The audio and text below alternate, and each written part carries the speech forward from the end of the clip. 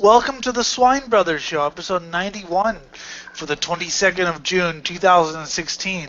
If you'd like to get in contact with the show, you can email the show at ellinthemood@gmail.com. Facebook is Swine Brothers and Twitter is SwineBros666. I am your host, Elliot Lindemood, and I'm joined by... I am the Jim. I defecate on the universe.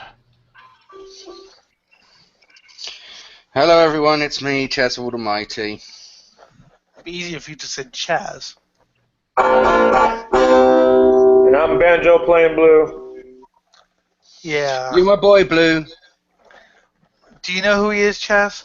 Yeah, I know who Blue is. Okay. I have no idea who he is. For everyone who watched the aborted Monday episode of 91, we're not sorry we aborted it. We had nothing to do, and no one was there. So, yeah. That's life Basically, sometimes. we fucked up our bad. I blame Chaz. Okay, don't. That's right. Blame the new guy. Yes. So anyway, we have some very interesting things to talk about today. I suppose we should just dive straight into it. Okay, this is all stemming from different conversations, and please quit the banjo playing. Yes. Or do it off microphone. Mute yourself if you're going to do it. If we had a professional microphone, fine. But yeah. We don't. Yes. Although, I think the banjo should be in death metal, as in hitting people over the head with banjos. Yeah, murder. Wouldn't surprise me if Slipknot had a banjo player as a member. Fuck Slipknot. Anyway. Actually, that wouldn't surprise me either, and I agree with Elliot. Fuck them. Any band who has 3 drummers and a DJ and a sample guy, a guy who basically just does samples, along with 3 drummers and a DJ, doesn't really deserve my respect. Yeah, because it was so bad. Especially the DJ. So, Jim, yes, we had several conversations over the past, 24 hours, 48 hours? It all started with... 24 hours, pretty much, yeah. It all started with a video that I didn't see until later, but I saw the title of it, and I posted something on Facebook about it. Yeah, you posted, what the hell is wrong with metal elitism anyway? All it means is keep your new crap to yourself. That's NU crap, not NEW. Yes. I don't want to hear it. By all means, listen to it on your own time, but keep it away from me. I've given it many chances. It hasn't done anything for me except make me want to vomit blood. Deal with it. When did someone's personal music taste become a big deal? Which is basically what it means, because High school? every time I see a anti-metal elitist, they're trying to shove different bands down my throat. It's not Live and Let Live. It's like, these bands are metal because we say so. It's not, well, I just want to listen to my core or metal, new metal music on my own. You're not letting me. I'm not breaking into your house and going, are you fucking listening to that core again? No, I don't care. I listen to a fair bit of, gothic metal or whatever, or shit like that. Mm-hmm. Nobody breaks into my house and says I can't listen to it. Jim listens to baby metal. Mm-hmm. And Taylor Swift. No, I do not listen No, to Taylor he does Swift. not listen to Taylor Swift. Stop that. It makes me have a psychotic reaction. Yeah, that's. And by psychotic reaction, he means wank. Okay, Chess. Shh. I saved your life one time. I'm not going to do it again. Mm-hmm. Fuck. So anyways, I responded to this post with what I've seen from the community. The whole point I've seen with people carrying the anti-elitist banner is please don't say my band sucks or mock it. But it's okay not to like it, just don't say so I could continue thinking it's awesome. If you need group approval of what you like, then you are a drone who needs to grow some spine. How much shit have I gotten for Weird Al over the years? I even caught some from you. What, you like Weird Al? Yes. What, Weird Al Yankovic? Mm-hmm. He's really good. His music's funny. Well, I still defend his earlier originals, which I also put in a statement here. It's because they actually went a bit more reflective and satirized more of the human condition than his actual parodies did. You know, Yes. Mr. Frump and the Iron Lung makes you face mortality. You had I'll Be Mellow When I'm Dead just being more of like a fuck you, I'm not going to fucking sell out kind of anthem. Yeah. Okay. And, you know, different shit like that. Yeah. And I grew up with the parodies. You know, I grew up with him on fucking Radio Disney. You know, so I grew up. So it wasn't until later that I first heard. But I mean, I'd like to say that how I got into metal was I was some 12 to 14-year-old kid on metal forums talking about how great Slipknot and Korn were, and Dragon Force for whatever reason. I thought they were the heaviest bands in the world. I honestly thought Slipknot, Korn, and Linkin Park were the heaviest bands in the world. Before you slit my throat, Jim, I was young. yeah, we were all young. I Well, thought I the think Black Album was the shit, and then, oh my god, you know. Even I thought that too, though. So I'm not gonna. But well, you know what it is. What you're describing there, right, is what a lot of these new metal journalists, and I'm using the NEW, not the NU, but you know, the NU is part of what I'm talking about. What a lot of these journalists are doing is they are the type of people who think the same sort of opinions as these children, and so they don't get why people who are in a much more elitist sort of metal fandom might not appreciate their opinions. that's also it. But I've talked to a writer from a metal magazine who wishes to remain anonymous. You'll see why they wish to remain anonymous in a second. And they said something to the effect of, quote, something to the effect of, we can't show our true opinions because basically the labels are paying for this magazine to exist. So we have it's to hype. sponsored content. A lot So of we it. have to hype up this band that we might personally think is shit, because without it, the label isn't. It's not like back in the 80s, you had fanzines, you had Metal Forces, you had Kick-Ass, you had all those awesome metal magazines that talked about the great new releases. Nowadays, you have Metal Hammer, which has Linkin Park on their cover. And we'll occasionally have some black metal stuff. But you have a lot of magazines and websites where they're being forced to champion bands who they might not even like themselves, because, like I said, it's all about sponsored content. But anyway, so I got into it's metal going in because all of the all journalism. This is the sort of shit that was getting talked about during Gamergate.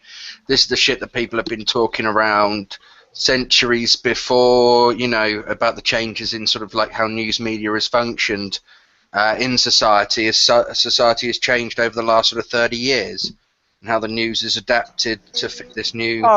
Jim, I have a quote for you I'd like you to read. It's not about metal. It's just about magazines. If I find it, I'd like you to read it. Okay. It's given to it's given to Mr. Eric Keller on Good Bad Music about 6 years ago, but you'll see why it still holds true today. But anyway, so how I got into metal was people basically telling me, "You little shit, Slipknot. You think Slipknot is the heaviest band in the world? Here, Dark Throne, Transylvanian Hunger." And then I put it on. I put it on my little 12-year-old head, right? The headphones were in. I put it on. Oh my God! It was just so, it changed my life. Was it an immediate I left the core thing? No, it took several years. But at least then, because that was the only thing I could buy as a 13-year-old, because I was a 13-year-old. Plus, that was what was being marketed towards you. Let's no. just be on it. Well, it was more. It's Real more news. what's being marketed to the adults who are going to buy for the kids. Well, Well, no, also, this is the thing. Back many years ago, back in like the 80s and early 90s, the new demographic was teenagers.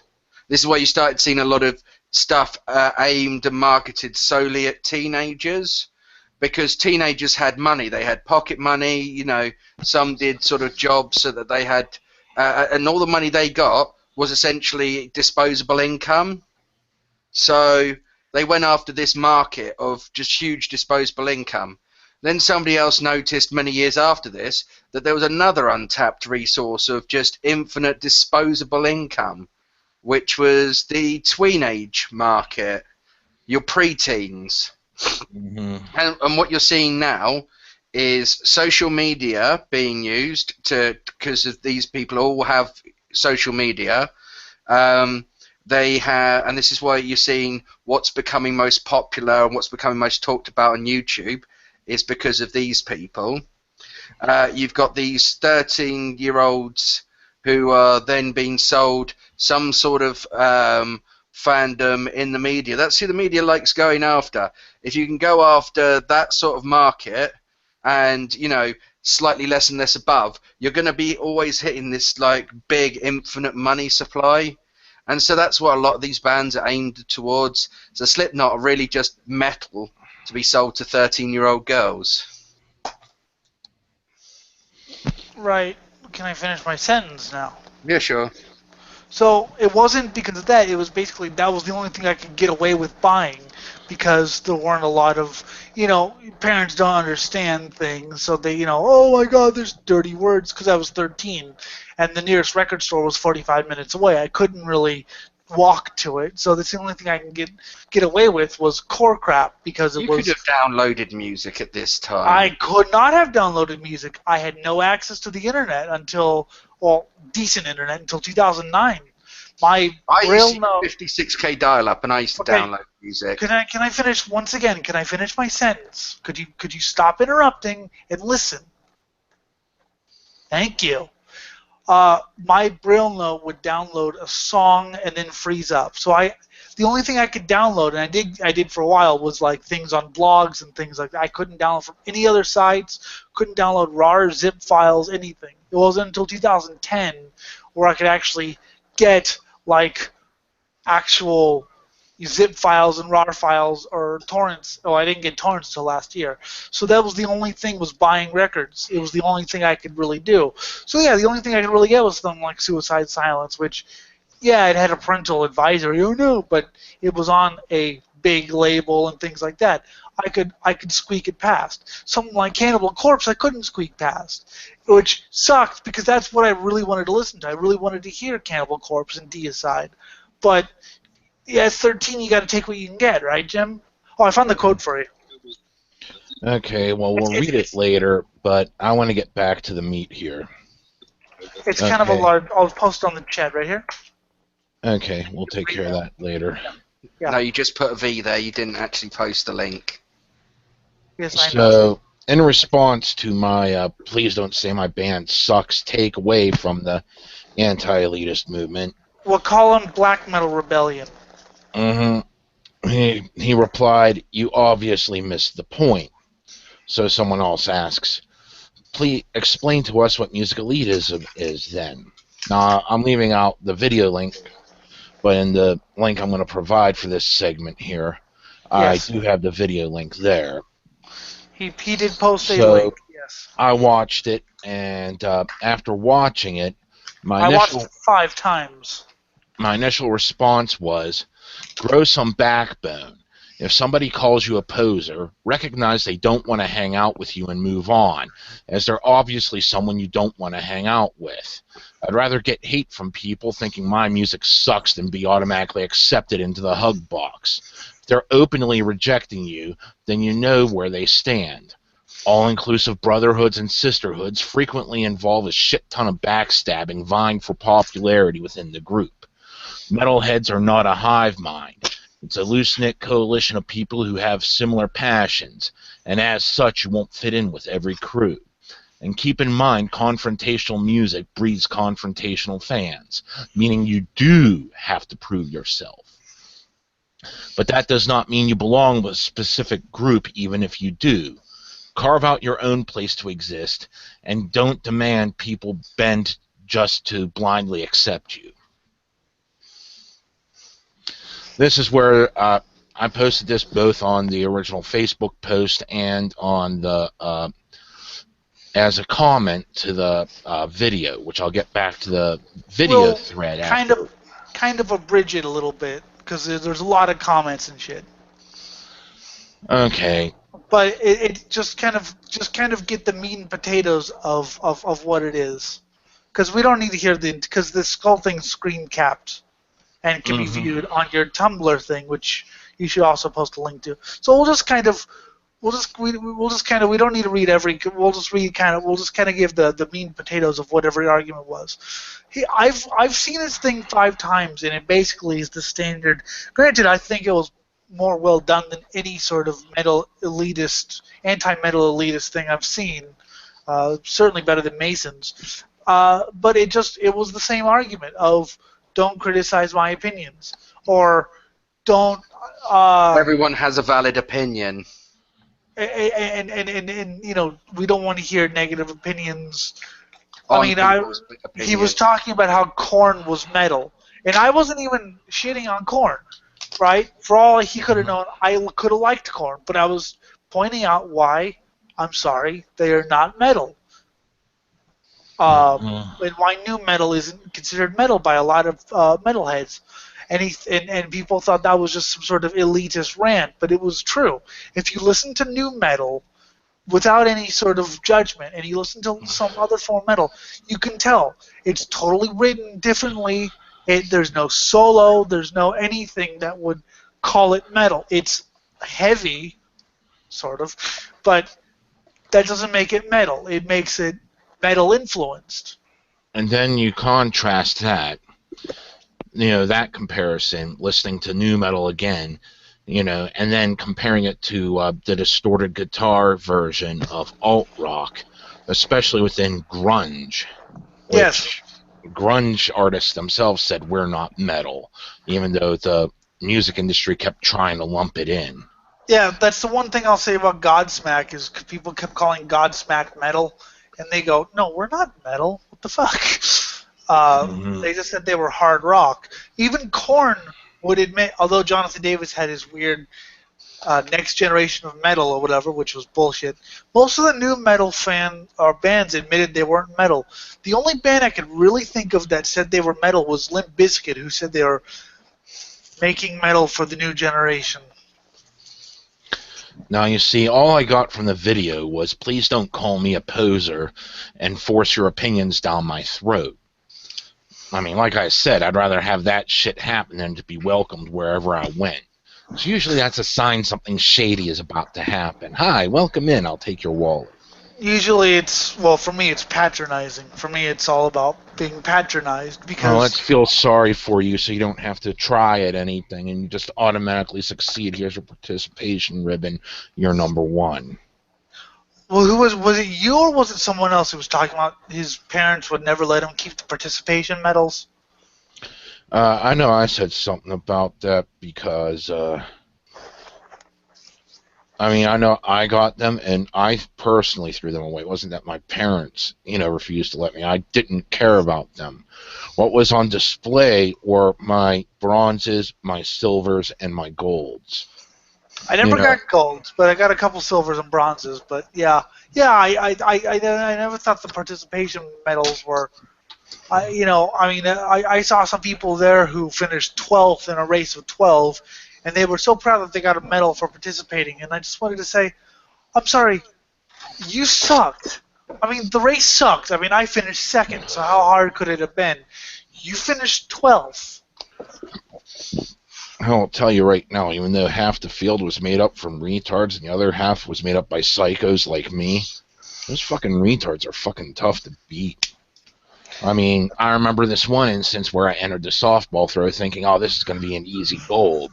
I'm just up a bunch of retards this time. Ha ha ha. Well, there was this clown there making fun of, the retards. Not, playing with them like, because we were all kids and shit. Literally doing shit that made fun of the retards. And this fucking pissed me off because, A, he was doing this shit, and B, he was standing in the fucking way of the fucking throw. So whenever it came my turn to throw my first of 3, I took the fucking softball, aimed it straight at his head, chucked it. He ducked out of the way. It barely whizzed past his ear. The clown went, holy shit, moved out of the way. Then the retard going behind me said, thanks. Then threw fucking 12 feet further than my best throw. Yeah. Well, there you go.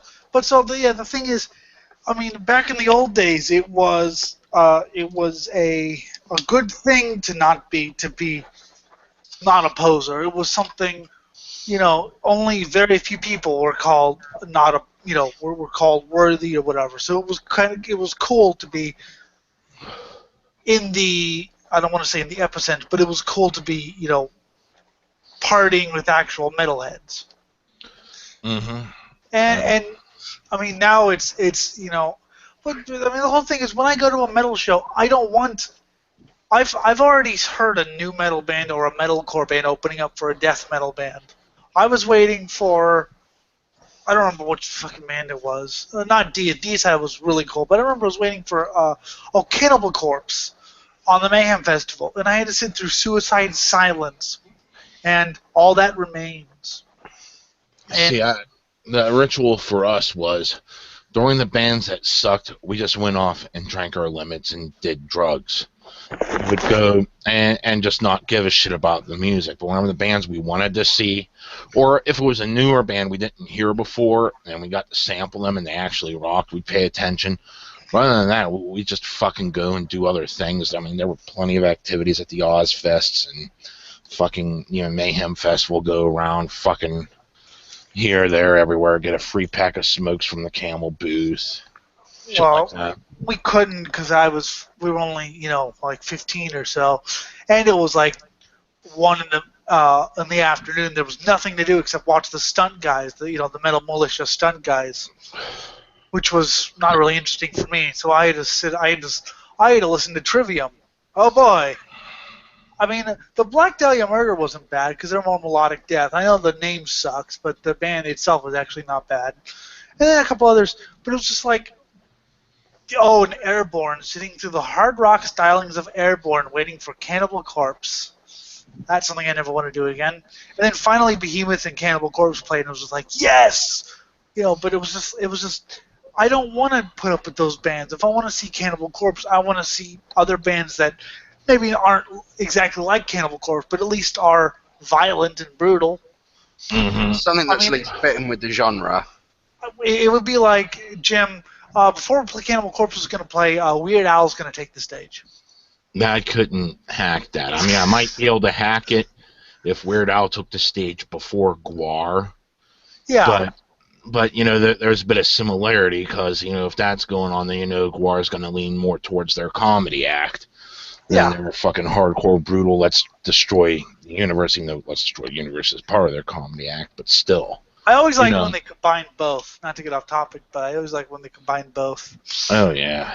When they do like, okay, we're going to do a brutal song, now we're going to do humor. But yeah, it would be like if some pop band I liked, and I like some pop, played and then Cannibal Corpse played. It's like, no, I'm not, or if some pop band played and then Morbid Angel played, or some shit. So I'm not in the mood for this. I'm in the mood for, it would be like, fuck, I don't know what it'd be like.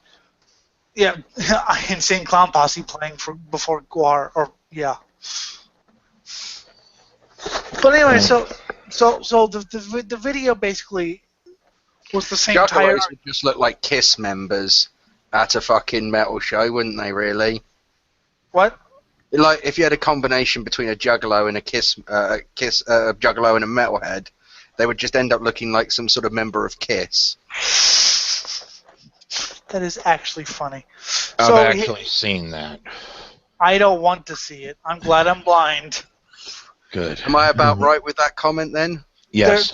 They're called Mushroom Head. That's all I'll say.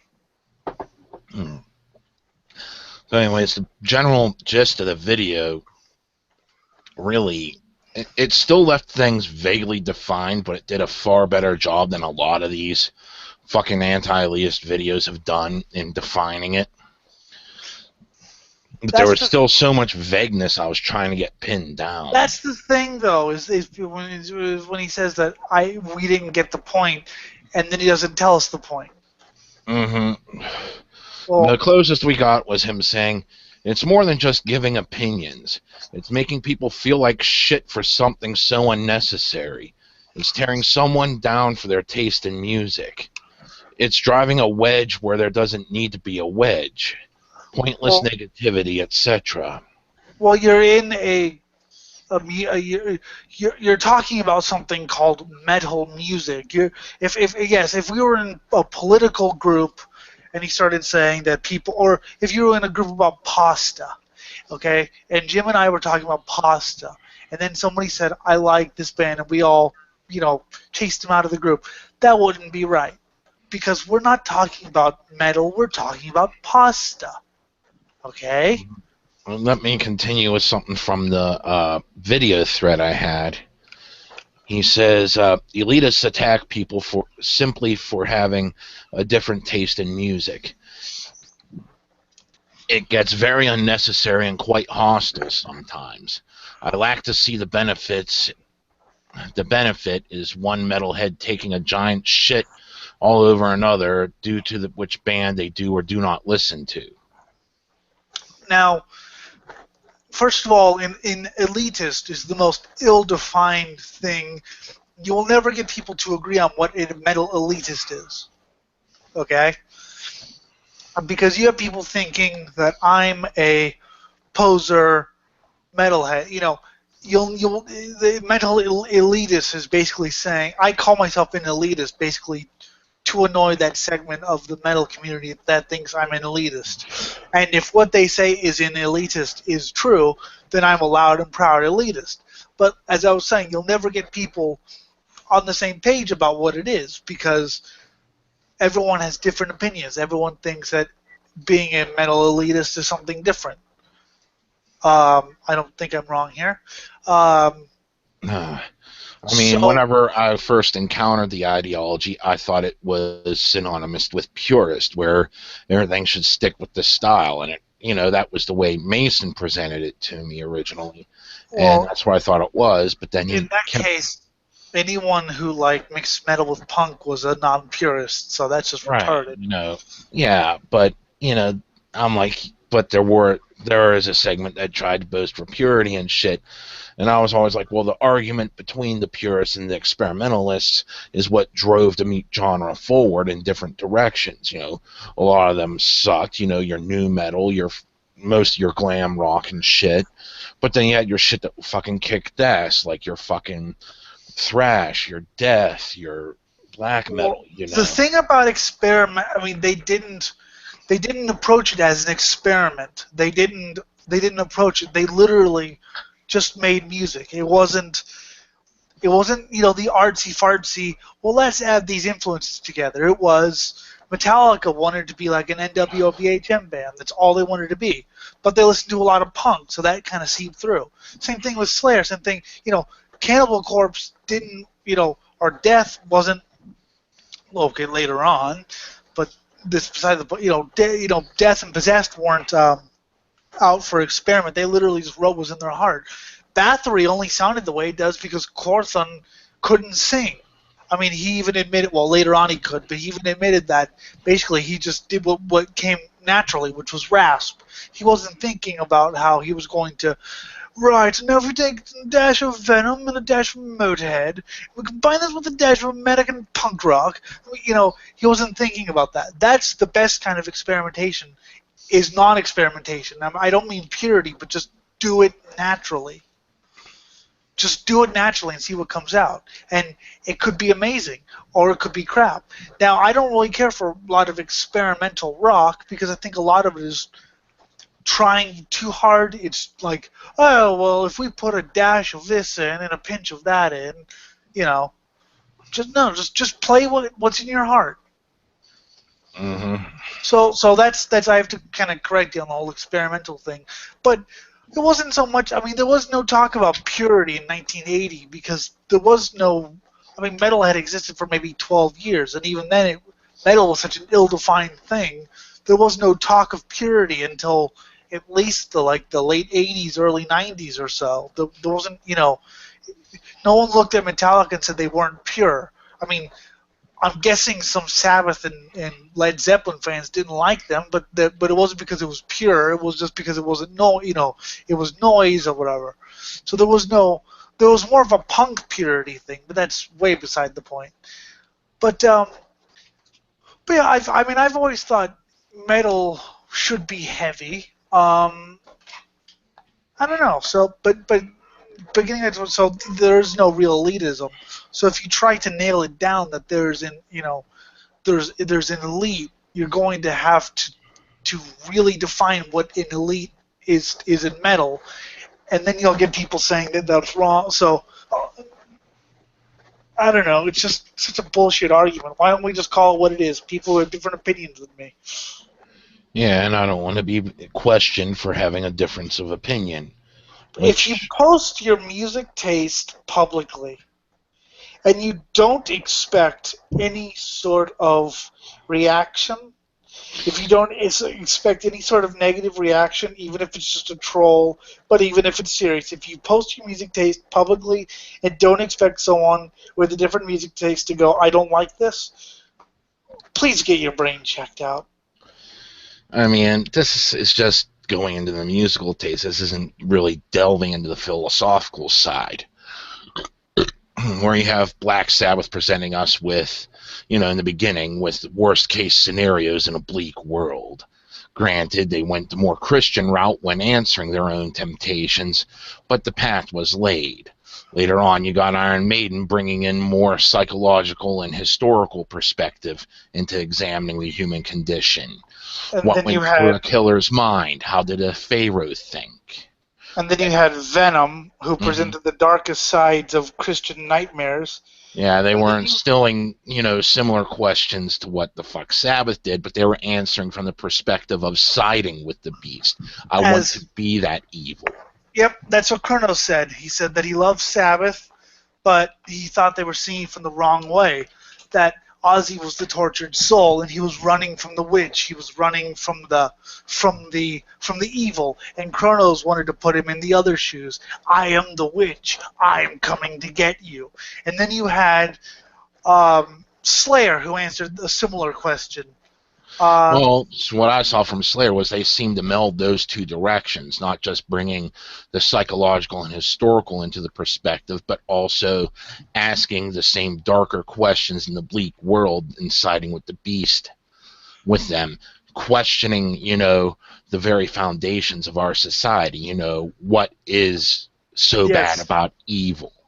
Then you had Metallica, which talked more about politics, kind of kept things grounded in more of a real-world thing, in my opinion. But that was necessary. You needed the voice, and of course, later on, bands like Sodom did that too. But you had bands like Metallica, Anthrax, we're not counting because they fuck Anthrax. Later on, you had other bands like Cannibal Corpse, which there have been experiments in gore before, but I would say Cannibal Corpse was one of the preeminent bands, along with maybe Repulsion and a couple others, who asked, let's see how far we can explore gore in the human body, both in realistic and non-realistic scenarios.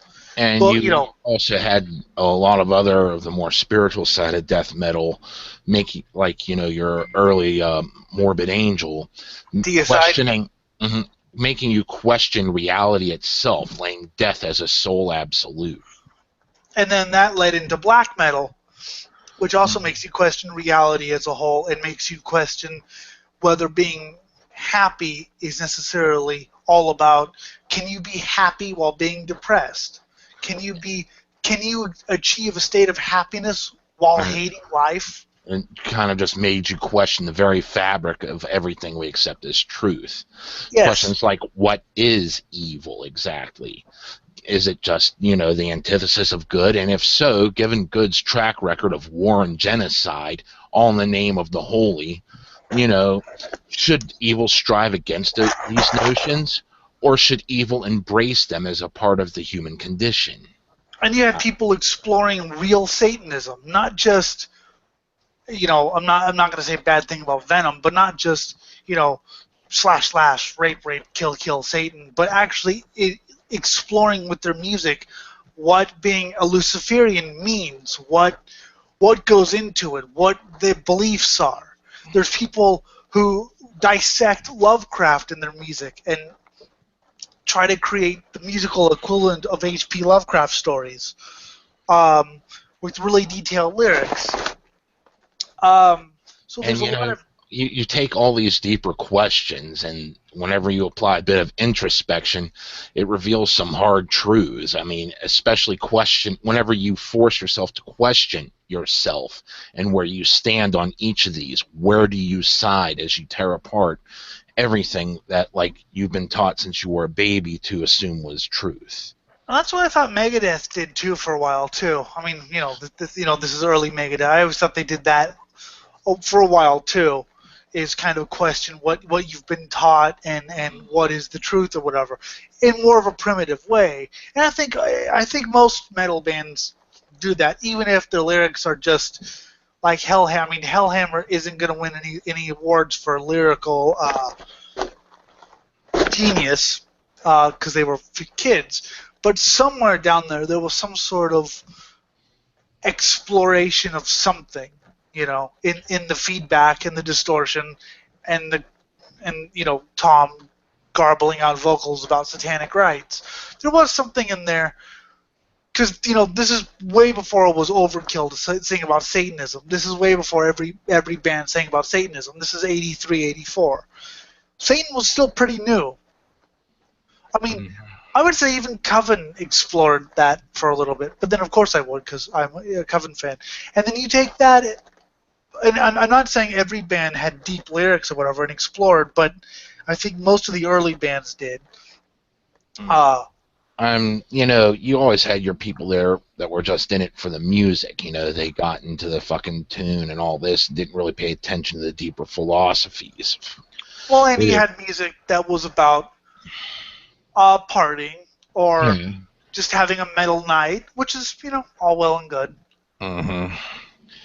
I mean, and this is where, people started to cast about the word poser to section off those from the deeper philosophical things, because what are they going to lend if they're not going to exercise their head meat in this discussion, And, this is just the mild section. This isn't even getting into the core of, like, the most hated poser. This is just people, well, if I'm going to exercise my head meat, he has called me a poser, so I have to exercise my brain in order to prove I'm not a poser. And usually they would do something like pick up an instrument and go, well, I don't really know about the philosophical realm, but I can help you in this way by being a guitarist, by being a drummer, and I can help you, and I can craft some amazing music. Mm-hmm.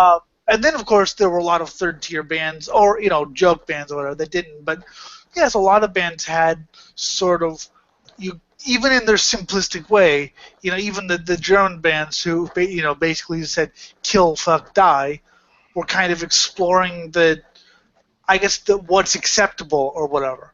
I mean, because back in the old days, if you put an album like Pleasure to Kill by Creator, which is one of my favorite albums ever, if you put an album like that, or even Morbid Visions by Sepultura, if you put that album out on the radio, they'd murder you, even though Sepultura's lyrics are basically, he is Satan, he is death, Satan, it was the most simplistic, but musically exploring, different kind of levels of acceptability and how far we can take it with Sepultura or Creator. So it wasn't all just lyrically, a lot of it was musically. Then you had a band like SOD, which I know Lilker in Milano would be laughing at me, but you could say SOD explored what the scene itself was willing to accept in a joke. Would a scene accept a song called Speak English or Die? Would the scene accept Milk? Well, not Milk. Everyone loves it, but would they accept Pussy Whip? Would they accept Premenstrual Princess Blues? Would they accept would they accept the really offensive songs? Yeah, I mean, I've never heard a bad word said about milk, but you know, I've heard so many people rant about the "Speak English or Die" song or the "Pussy Whipped" or things like that. So it was. I know they were kind of having fun, but you could also say it was kind of would the scene itself accept this, or would they? And they got a lot of backlash for it. And, you know, even within the more philosophical groups, the definitions of poser varied greatly, depending upon pretty much which answers one came up with. And this was really extremely evident in the early years of the black metal, death metal split, you know. The thing about the black metal and death metal split, and I've studied this, is that a lot of like what people found what black metal people found disgusting about death metal is, as your Euronymous said, I saw Earache Records videos on MTV. I saw Morbid Angel videos on MTV. I saw Entombed on a disco Swedish children's show playing songs for disco kids. I saw, Cannibal. Well, he didn't say it, but Cannibal Corpse was an Ace Ventura. Love Cannibal Corpse. I'm not saying, but Cannibal Corpse's Hammer Smashed Face was an Ace Ventura, and you have to believe that there's a lot of people in the underground who saw this allegedly brutal music in a mass market film starring Jim Carrey. Okay? In a mass market film. And they were like, what's this? We don't want to be in Ace Ventura starring Jim Carrey. We don't want to be on a disco show. We want to make music that's so... We don't care if we're famous. I mean, if we get big, sure. But we don't want to be on a show like that. We don't want to be selling out like that. That was kind of the definition of selling out. I'm not going to make any comments about in retrospect, but I will say that was what fueled the early black metal scene to be different from the death metal scene. And I mean, all because of this, people self-segregated, most carving out their own places to exist within an elite few accepted into different cliques. And of course, now, if you ask a black metal fan or a black metal musician from back then, they'll say it was primarily just youthful exuberance. I mean, now you have black metal and death metal. You may see some segregation still, but I haven't really seen it. I mean, now you have Blood Red Throne, which is a death metal band entirely composed of Norwegian black metal musicians. So things do change. People do see that maybe they were wrong. Mm-hmm. So this comes down to, what do you call poser? Oh, boy. Are you asking me personally? Mm-hmm. Okay. Let's have a little thinky here. I would call someone a poser, not for the music they listen to, because then I would be considered a poser. Fuck, that was loud. Sorry, my screen reader just went off randomly. Sorry, that ruined it. No, okay, what would I would call someone a poser, someone who maybe is into a little bit of the heavier stuff, but is unwilling to take it to its extreme, who maybe has a stopping point. I mean, even Jim he doesn't like a lot of the brutal death I like, but I've seen when he likes it. Who has this point where they say, "Oh, it's too extreme for me." A poser, someone who's the people who go to death metal shows to pick up chicks. I know that's weird, but it happens. I wouldn't say so much someone who isn't really into the philosophy department, because you know that a lot of metalheads don't know that much about philosophy. It's mostly the bands themselves. What would you consider? I'd also consider poser people trying to play music not for the love of it, but for money. For example, the Sword. Scott likes the Sword. I don't know if you've heard the Sword, Jim. They're like a kind of a throwback stoner metal band. I think he posted it once. I listened. I was like, meh. It is very clear that people in the Sword aren't interested in metal. They are basically indie hipsters trying to make a buck off of metal. You could see that from the photos. Well, it wouldn't be bad if the music was good. It's the most boring thing in the world. But I would consider them posers. I'm not saying they couldn't make good music, but... So what would you consider a poser? While I have a little think. Someone who doesn't get where they don't belong. Essentially trying to latch on, saying that this is all some huge, vast brotherhood and sisterhood where we all accept each other based upon whatever. I mean, fuck, we're not all friends. We don't Kind of like each other.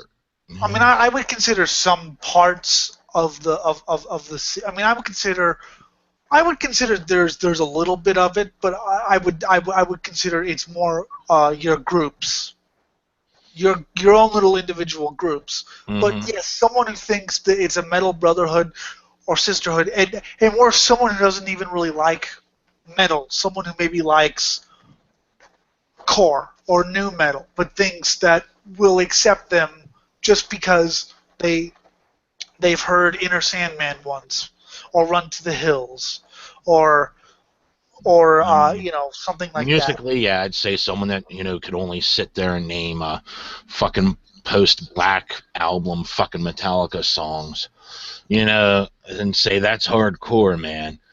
Well, I would even say more than that, because musically, that's.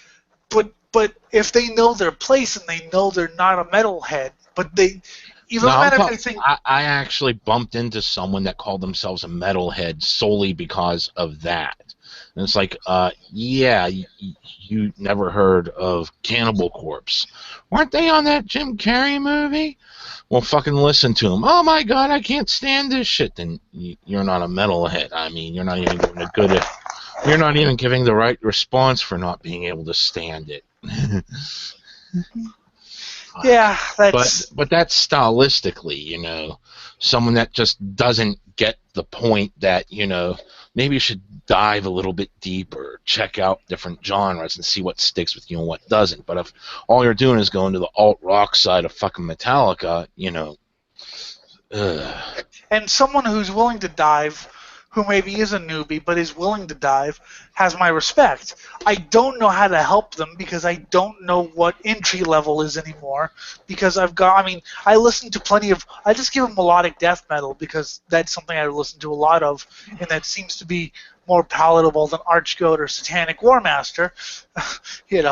Just here's Archgoat. No, it sounds like noise, but that is the thing. But if someone says that or if someone doesn't want to change and says, well, I like new metal, I don't like death metal, and you should accept me for that and let me come to your party. Well, you do realize I'm going to be blasting fucking, at least some Vile, if not, Domination. Those were like two of the albums I would fucking play at my fucking drinking parties non-stop. And whenever people would bitch about that, I'd say, oh, really? Then I'd start breaking out the heavier. I was just being nice playing that shit.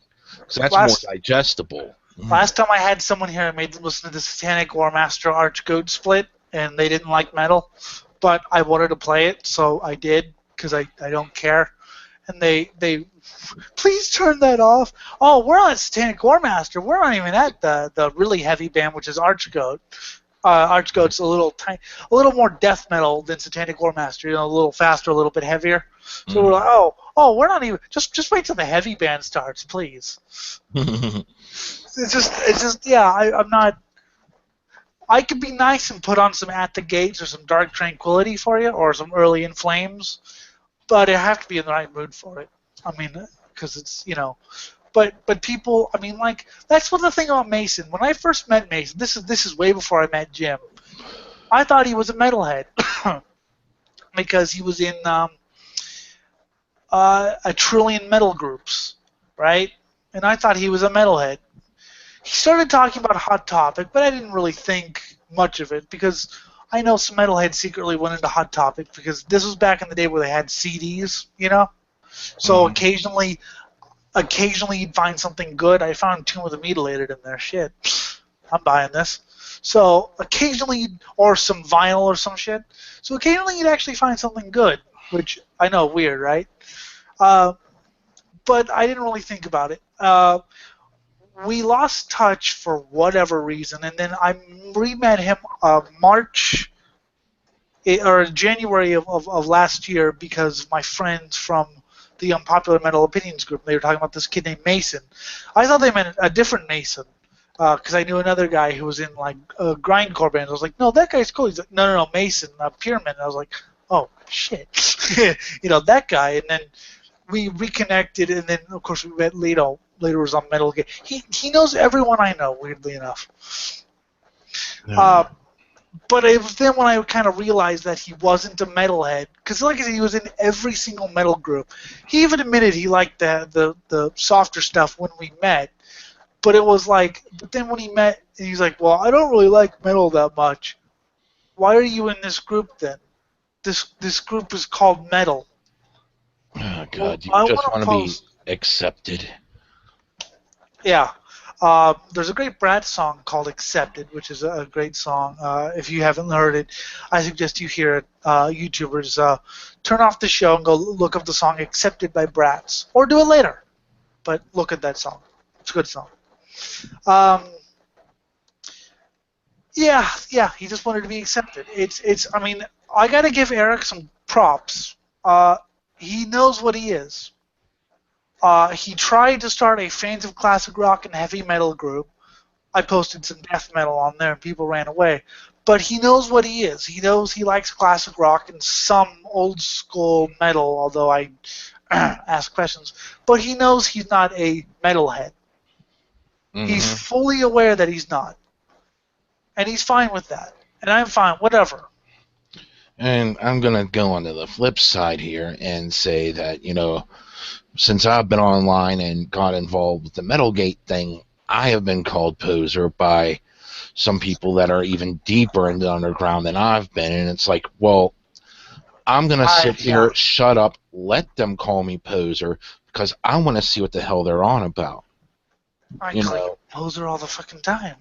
And eventually they stopped calling me poser except in passing, and they just started bullshitting with me, because I was respectful enough to realize they were deeper than I had been. And I thought I was pretty deep, but whenever I saw how deep they were, I just fucking accepted my place at the bottom of the fucking hill, and I had to fucking work my way up. And I worked up to a place where it's like, okay, well, I can now talk shit with you. I've never really been called a poser except...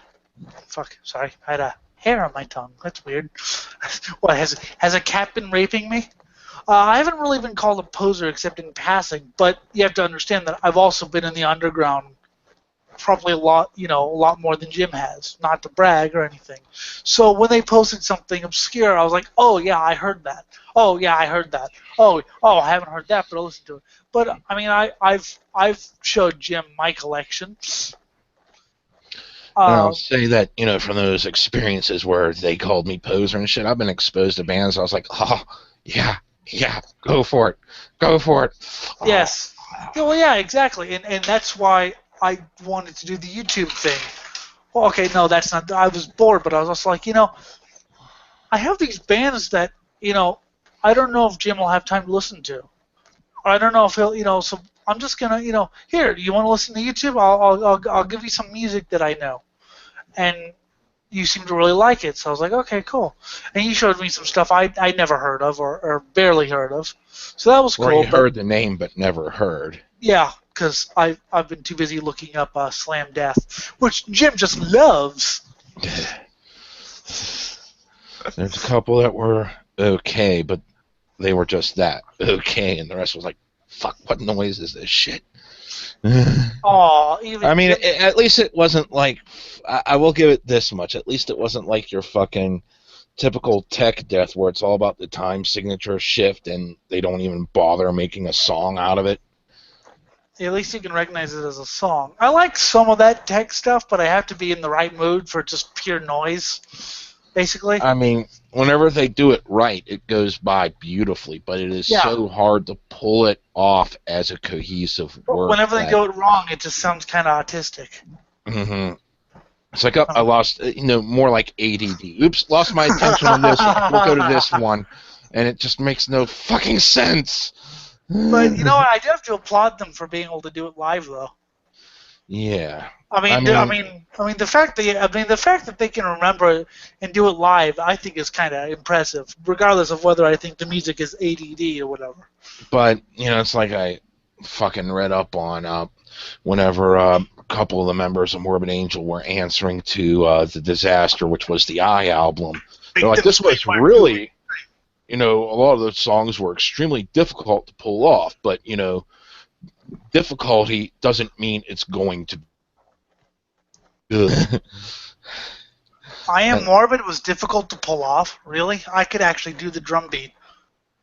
Well, that's what they were saying, Well, I mean, some of them were probably Radical. I don't want to mention the song because I know you hate it, but it was a very long song with different changes, so I can see how that would be difficult. But something like I Am Morbid, I can shit out of my ass like in 5 minutes. That's it. See? Done. Oh, fuck. I remember, just off topic, I remember when I first fucking heard that song, and that was the first song I heard from Morbid Angel's I album, and I never heard anything except the very, very early demos. So I was like, oh, this is going to be cool, right? Because everyone loves it, and I was listening to it, I was like, what the fuck is this? Did I walk into some deathcore? So, I mean, yeah, just because it's hard to pull off doesn't mean it's good. I mean, look at a lot of Scott's progressive rock that I acknowledge is very hard to pull off, but a lot of it just doesn't speak to me. I mean, when prog is done right, it is one of the most beautiful. Same thing with Gothic. If you can do Gothic metal right, it'll be the most amazing thing you've ever heard. But if you do it wrong, it sucks and it sounds like commercialized fucking garbage. Yeah.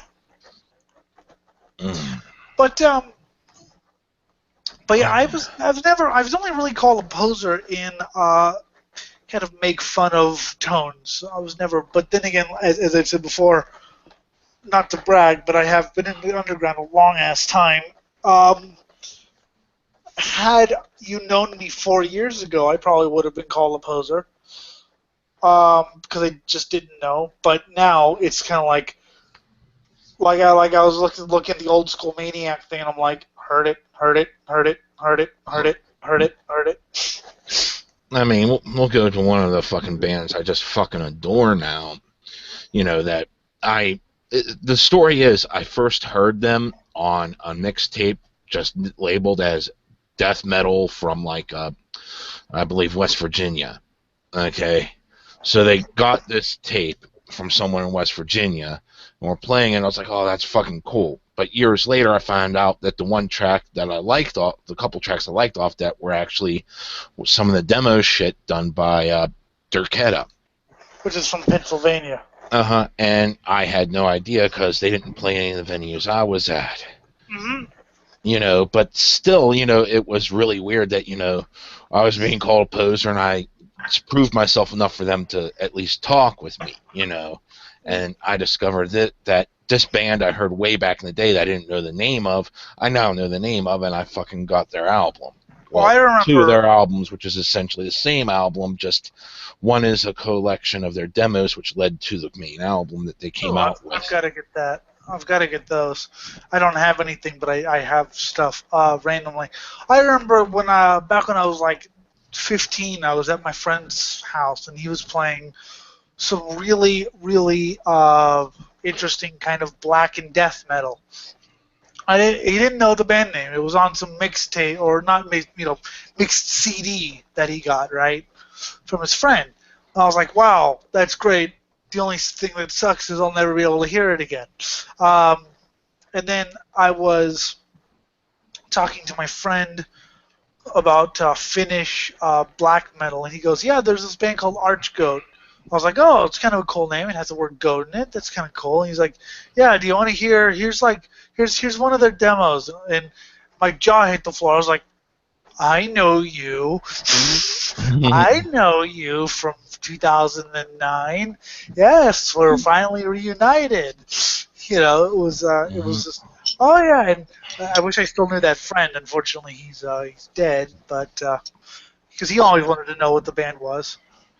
And the whole thing is, I'm not sitting there trying to impress them. I'm just sitting there trying to prove that my chops enough that, I know enough about the scene itself and all this other shit, which was my main thing. I interacted with a bunch of people, both in the underground and in the fucking mainstream circuits, that I had most of the philosophies down and knew what the fuck was going on there. And it's not like, oh, I look up to you. It's like, this is good fucking debate material, just me proving myself. Of course it's And not. even I don't though they look. would talk me down to me, calling me a fucking poser, at the same time, they're actually debating my points and shit. I think what saved me, and not to brag, because Jim, I've always been interested in metal history. Mm-hmm. Not as a bragging right, but it fascinates me how the genre and punk history, but how it developed, how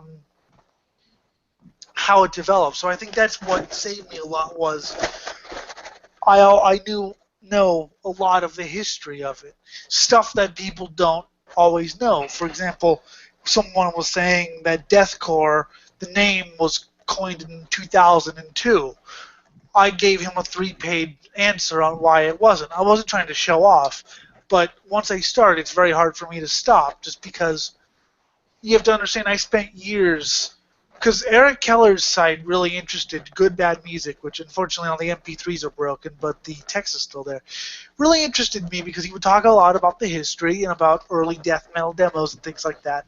And that kind of interested me in how it developed, how it evolved, and how is it evolving today. So I started reading up on the subject. So I've become a metal historian and a punk historian. Yeah, I'm a huge nerd. Plus, I like history of anything. So a lot of it is I'm not trying to show off, as you said, but like I said, I'm trying to basically say, look, you can talk to me.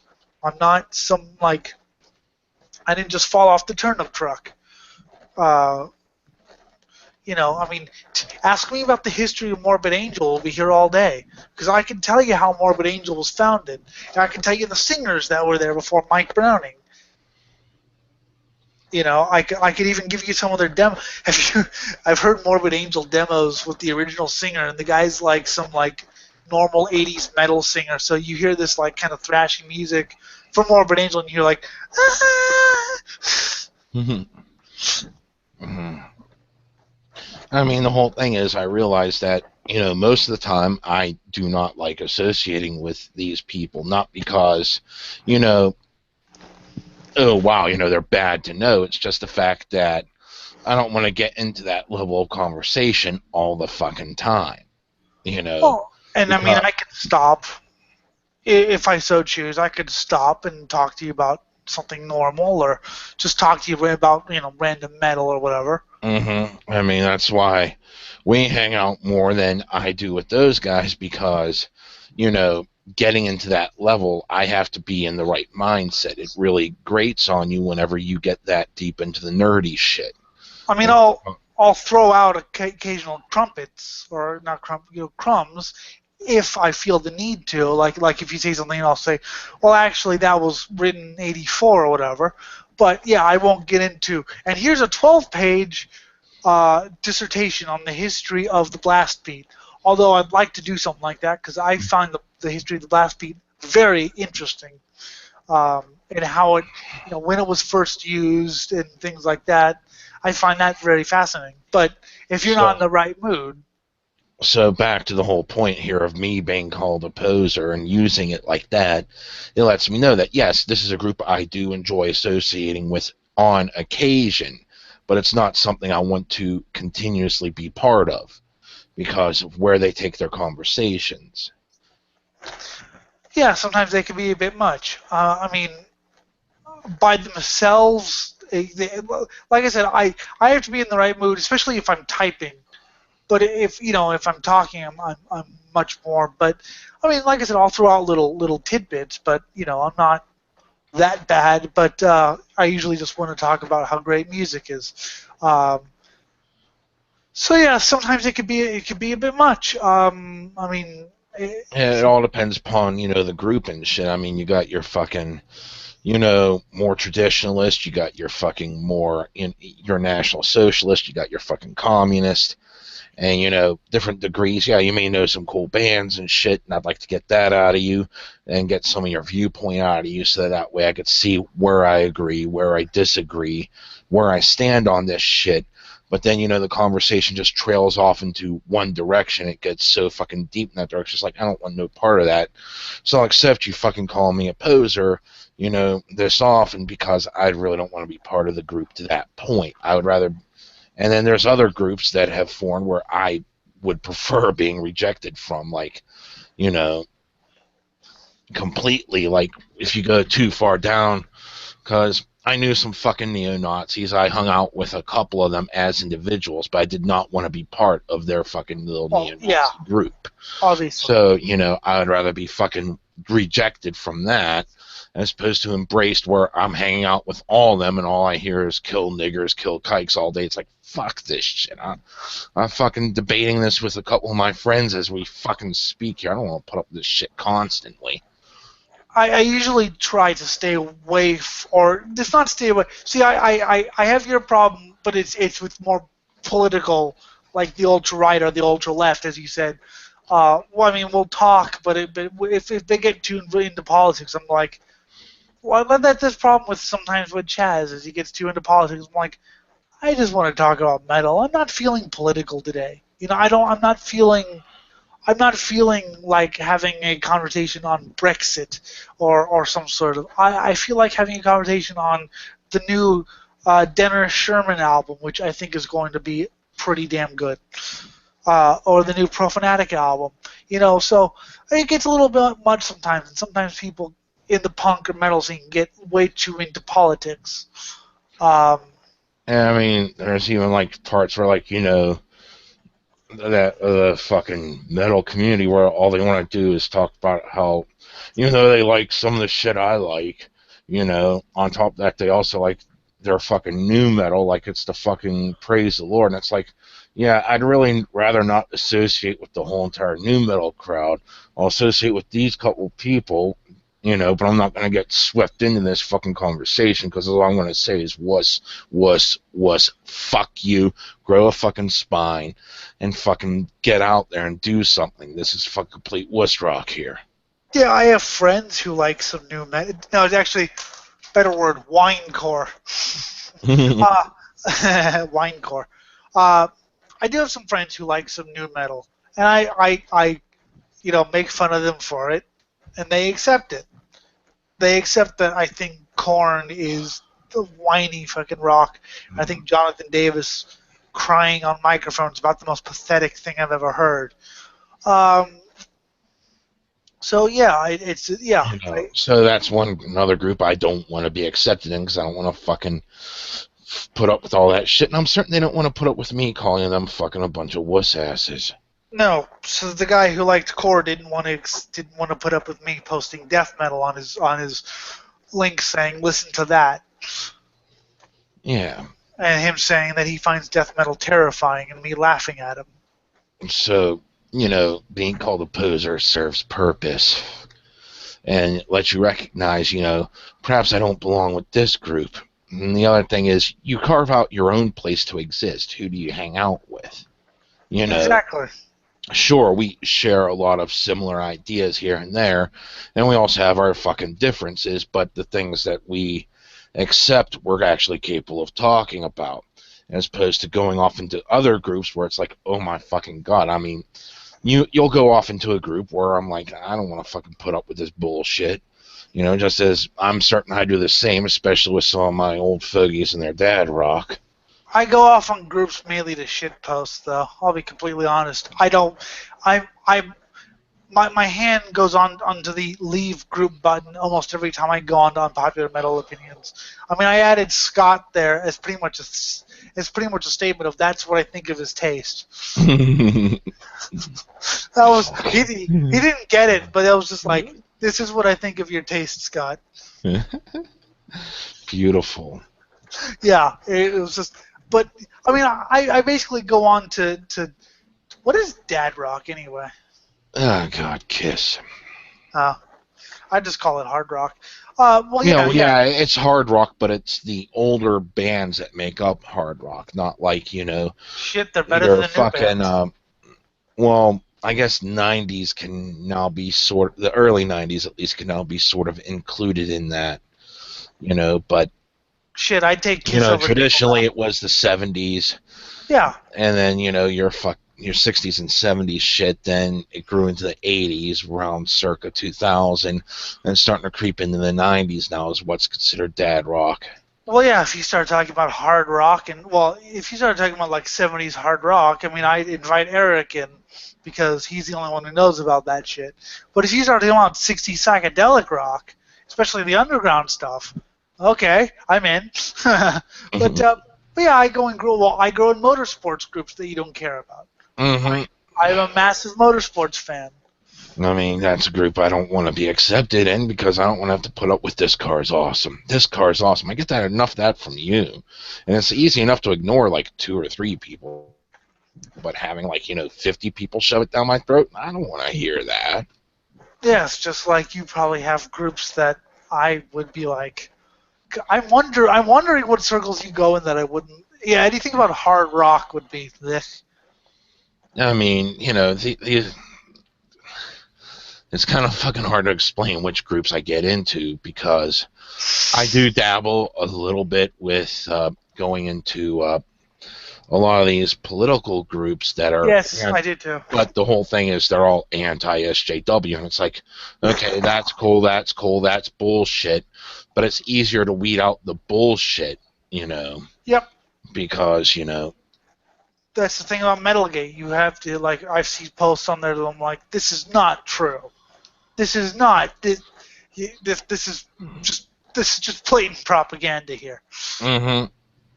And, you I mean, at least with the anti-SJW group, most of them, not all, but most of them actually embrace being questioned. And they'll even accept the fact that they might be wrong, even though they will still adhere to what they say is right. They'll accept the possibility of being wrong. So that's something I like. Yeah. Trying to actually, accept I might be wrong, but I'm about 99% sure I'm right. Which is noble. I like that. Yeah, I mean, I belong to a lot of music groups. I belong to a lot of atheist groups, not by choice. I was added there by people, and now I wish I could find them all and leave them. But yeah, I have groups that you wouldn't want to be. Groups that I actually like being in that you would hate being. Wouldn't want to be. I mean, unpopular metal opinions would only be fun if you saw like one post a day. If you saw one post a day from UMO, it would be, okay, I got my daily laugh out of the way. But if you see 50 on your news feed, I'm not sure you'd live to be any older than you are. No, I'd probably live to be older than I am. I'd just be sitting behind bars. I mean, I had to leave the group several times because just too many posts and too many comments, just so much idiocy. And then I rejoined because people tell me, look, there's this guy there saying that blah, blah, blah. Please destroy him for me. So, let me go back to the point of the whole entire argument here, which is the anti-elitist thing. And to me, it just seems like, A, you want to make everything an all-inclusive brotherhood, sisterhood kind of situation, where, no, it is not. Yes, there are a lot of freaks and mutants, but we self-segregate because you can't be friends with everyone. It is literally fucking impossible. There are too many varying views. So you're going to self-segregate into groups based upon who you can hang out with and shit. Even though, and I kind of liken the fucking whole the whole metal community as a whole to like a walled city during medieval times. People will hate each other and they self-segregate into smaller groups.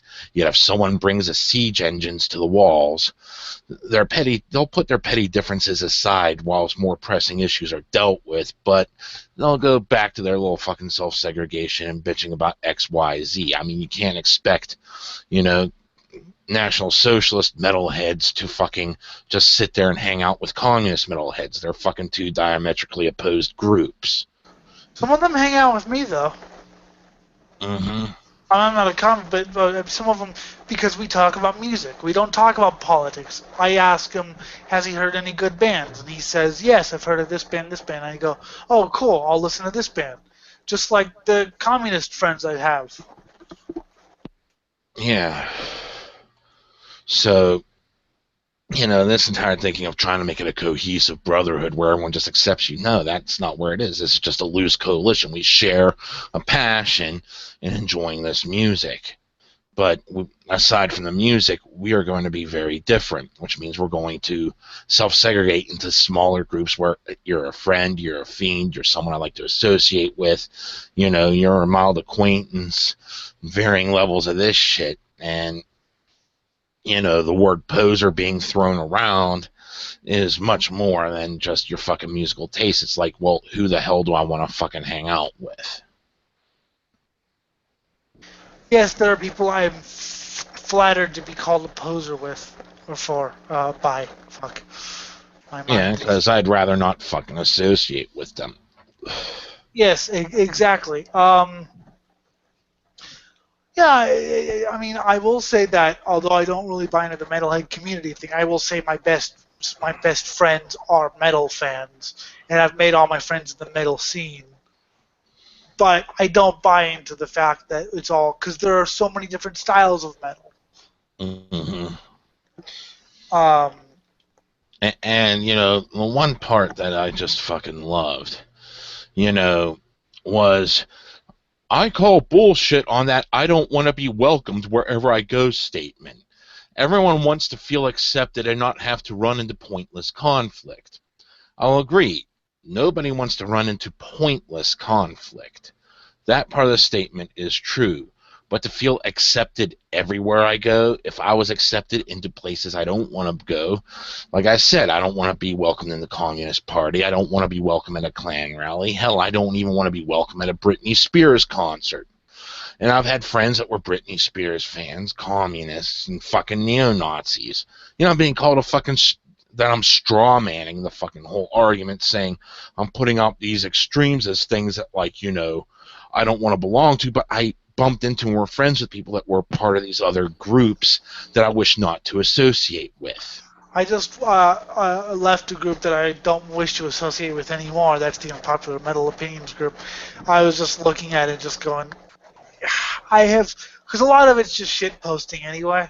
Yeah. That's the problem with, I mean, if it was people having a serious conversation about what they think about metal, okay, and what albums they think of, that, if someone were to seriously tell me that they think that post-Black album Metallica is better than pre-Black, I would have to ask them why. But the fact that it's mainly just shit posting and trolling, I'm sorry, I have better things to do. I mean, Scott, despite his fucking faults, he at least brings up decent questions about this, which are far more thought out than this fucking bullshit. He asks, what about two elitists disagreeing on minutia and tiny differences in music? Well, that's why I said there's no such thing as an elitist. This is a definite point that can be answered. Well, yeah, exactly. Is one right and one wrong? No, because this is disagreeing on a fucking minutia. That's a well-defined statement. But what is an elitist? I mean, how would you define an elitist? Not in social life or whatever, but how would you define an elitist in metal? I don't think there is such a thing. I think an elitist is a name or a self-described name. Does it say certain things about the fact that you don't like what people consider metal that isn't like new or core, yes, but I don't think there is a defined metal elitist 10-point quiz. He builds off these questions, asking if one is right and the other is a poser because he just missed the point by a tiny fraction because his favorite stuff was just a key too high to be considered heavy. Well, this is once again just opinion-based shit. It is. I mean, I consider myself an elitist. You consider yourself an elitist just because we want to piss off this anti-elitist crowd that just wants to be part of an all-inclusive hug box because, yay, metal accepts all kinds of freaks and mutants in it. You know, they'll accept anyone. No, you carve out your own place to exist, just like You know what the funny thing is? You know what the funny thing is? Us freaks and mutants are saying that, whereas the normies want to be accepted. See, that was one of the biggest disappointments of my very young life when I was 16. I thought every metalhead was at least some sort of fucked up. And then I talked to, I can't deal with your negativity, man. You're just too negative. But you know. But yes, metal only accepts freaks and mutants because they have to prove themselves. And just because they accept freaks and mutants doesn't mean they'll accept. I mean, there's nothing freaky or mutiny about Mason. Well, nothing good freaky or mutiny about Mason. Mm-hmm. And you know, I've accepted a few normies into my fucking little circles. Why? Because they proved themselves, you know, in various ways. They knew bands. They understood some of the philosophy. It's just they led normal life, you know, clean cut kind of. Oh, yeah. Standing, not Christian, but, you know, still giving that, you know, thing because that's where their job was taking them. So they look at Scott. Image. Scott's pretty normal. Mm-hmm. And yet they fucking bullshit with him all the time. I mean, Chaz isn't really. I'm not considered Chaz. I consider him accepted based on more of a political and kind of cut from the same cloth, but not musically type thing. But he's pretty normal. Can you give me a formula to prove why something sucks? No, because it's all completely subjective. I'll give you a formula fatal to the flesh. This is all just a means of self-segregation. Who do you wish to hang out with? And even though I hang out with varying crowds, I can only take certain crowds in small doses. So, you know, I limit who I see out of those crowds. You know, and to be honest, you know, some of those crowds are just way too much for fucking me, so I don't even fucking bother with, you know, even the majority of said crowd. Like 2 or 3 people I think are cool enough to bullshit with, and that's it. You That's know? why I like a little chat thing, because primarily everyone's cool, and although we might disagree, there's not going to be any, you know, well, you got, you know, it's usually friendly disagreements or whatever. I mean, Scott and I debate almost every day now. He's gonna miss me when I'm gone this weekend because we can't debate when I'm, you know, on the road because now that I have a desktop, not a laptop, so he's gonna miss it when I'm gone. But these are well-defined questions. He makes some well-defined statements, and we can fucking point out, you know, where he's going with it, as opposed to this anti-elitist thing where it's still very vaguely defined. It's as if, you know, it is definitely 100% elitist is opinion-based. You're an elitist because you don't accept me. I was trying to get an anti-elitist on the show, actually. I mean, by I mean anyone, even fucking Macy Wacy, if he would have joined, just to kind of have, because I don't like echo chambers, which is sadly kind of turning into. Not that the conversation isn't great, but you know me, I do like. So I tried to get an anti-elitist on the thing to explain their points. Which, if you are an anti-elitist, if you disagree with us, if you'd like to, if Please you would explain your position. Explain your position. Don't just name call, please. We actually do want to hear your position. That's the thing that all of people don't understand. Because, and this here is the best definition I got, even though it kind of degenerated into, you know, well, let's see, the one conversation he just signed off saying, you know, all right, you guys aren't on my side about this. Cool, cheers, have a good day, bye. Whereas on the fucking actual video, he stated, so it always falls on the victim, huh? That's horseshit and you know it. Fuck off, Jim. I replied to that and he said, fuck off. Are you deaf? And that's where I decided to drop the issue because there's no point because I couldn't get anything more concrete out of the fucking discussion. So I'm left with something that's still fairly vaguely designed, even though it's more concrete than what fucking other arguments I've seen. Yeah, I thought that was kind of a When I bullshit. first encountered it with Mason, so it degenerates into fucking complete bullshit. I thought that was I thought he kind of cut and run when he knew he wasn't going to win this argument. Pretty much, that's my opinion. Seriously, I replied to his thing where it says, one of his statements was, I have no problem leaving people alone. The problem is that people can't follow that advice themselves. Their shitty behavior doesn't need to be happening in the first place, period. People have to have a right not to be harassed and degraded because they have different taste in music, period. See, Stop arguing this shit, man. It's just making you look selfish and arrogant. I don't think it makes him look arrogant or selfish at all. I think it makes him look right. But then again, I think it's a generational thing. I mean, I know I was younger than him or you, but I think it's a generational thing. And my response to that was what? Me saying leave them be is arrogant? Where are you exactly that you can't leave these conversations? There are block buttons on social media outlets, conversation mute buttons so you don't get spammed but can still talk again later.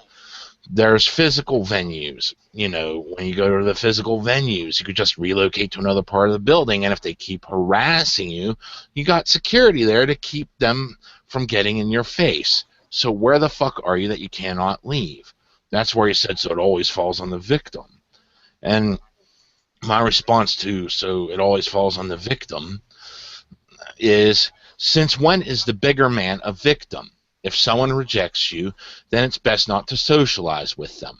Walking away from unnecessary conflict shows greater character than sticking around for more of a conversation you wish not to be part of. If you stick around, then there must be something you're trying to prove. As we're not talking about rape and death threats, stalking, or the like. We're talking about a group of people that don't accept you. Thus, there is no victim. Yeah, I actually went ahead and read through that whole thing last night. Yeah, I noticed. I'm surprised my brain hasn't. And that's just that's the thing, is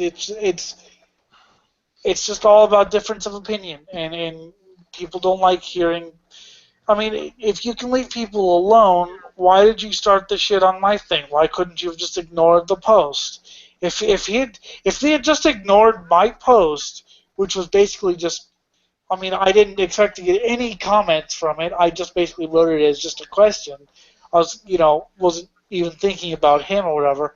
If he had just ignored the post, that wouldn't have happened. Nothing would have happened. No one would have known. I mean, yeah, you didn't tag anyone in the original post. It was just a statement.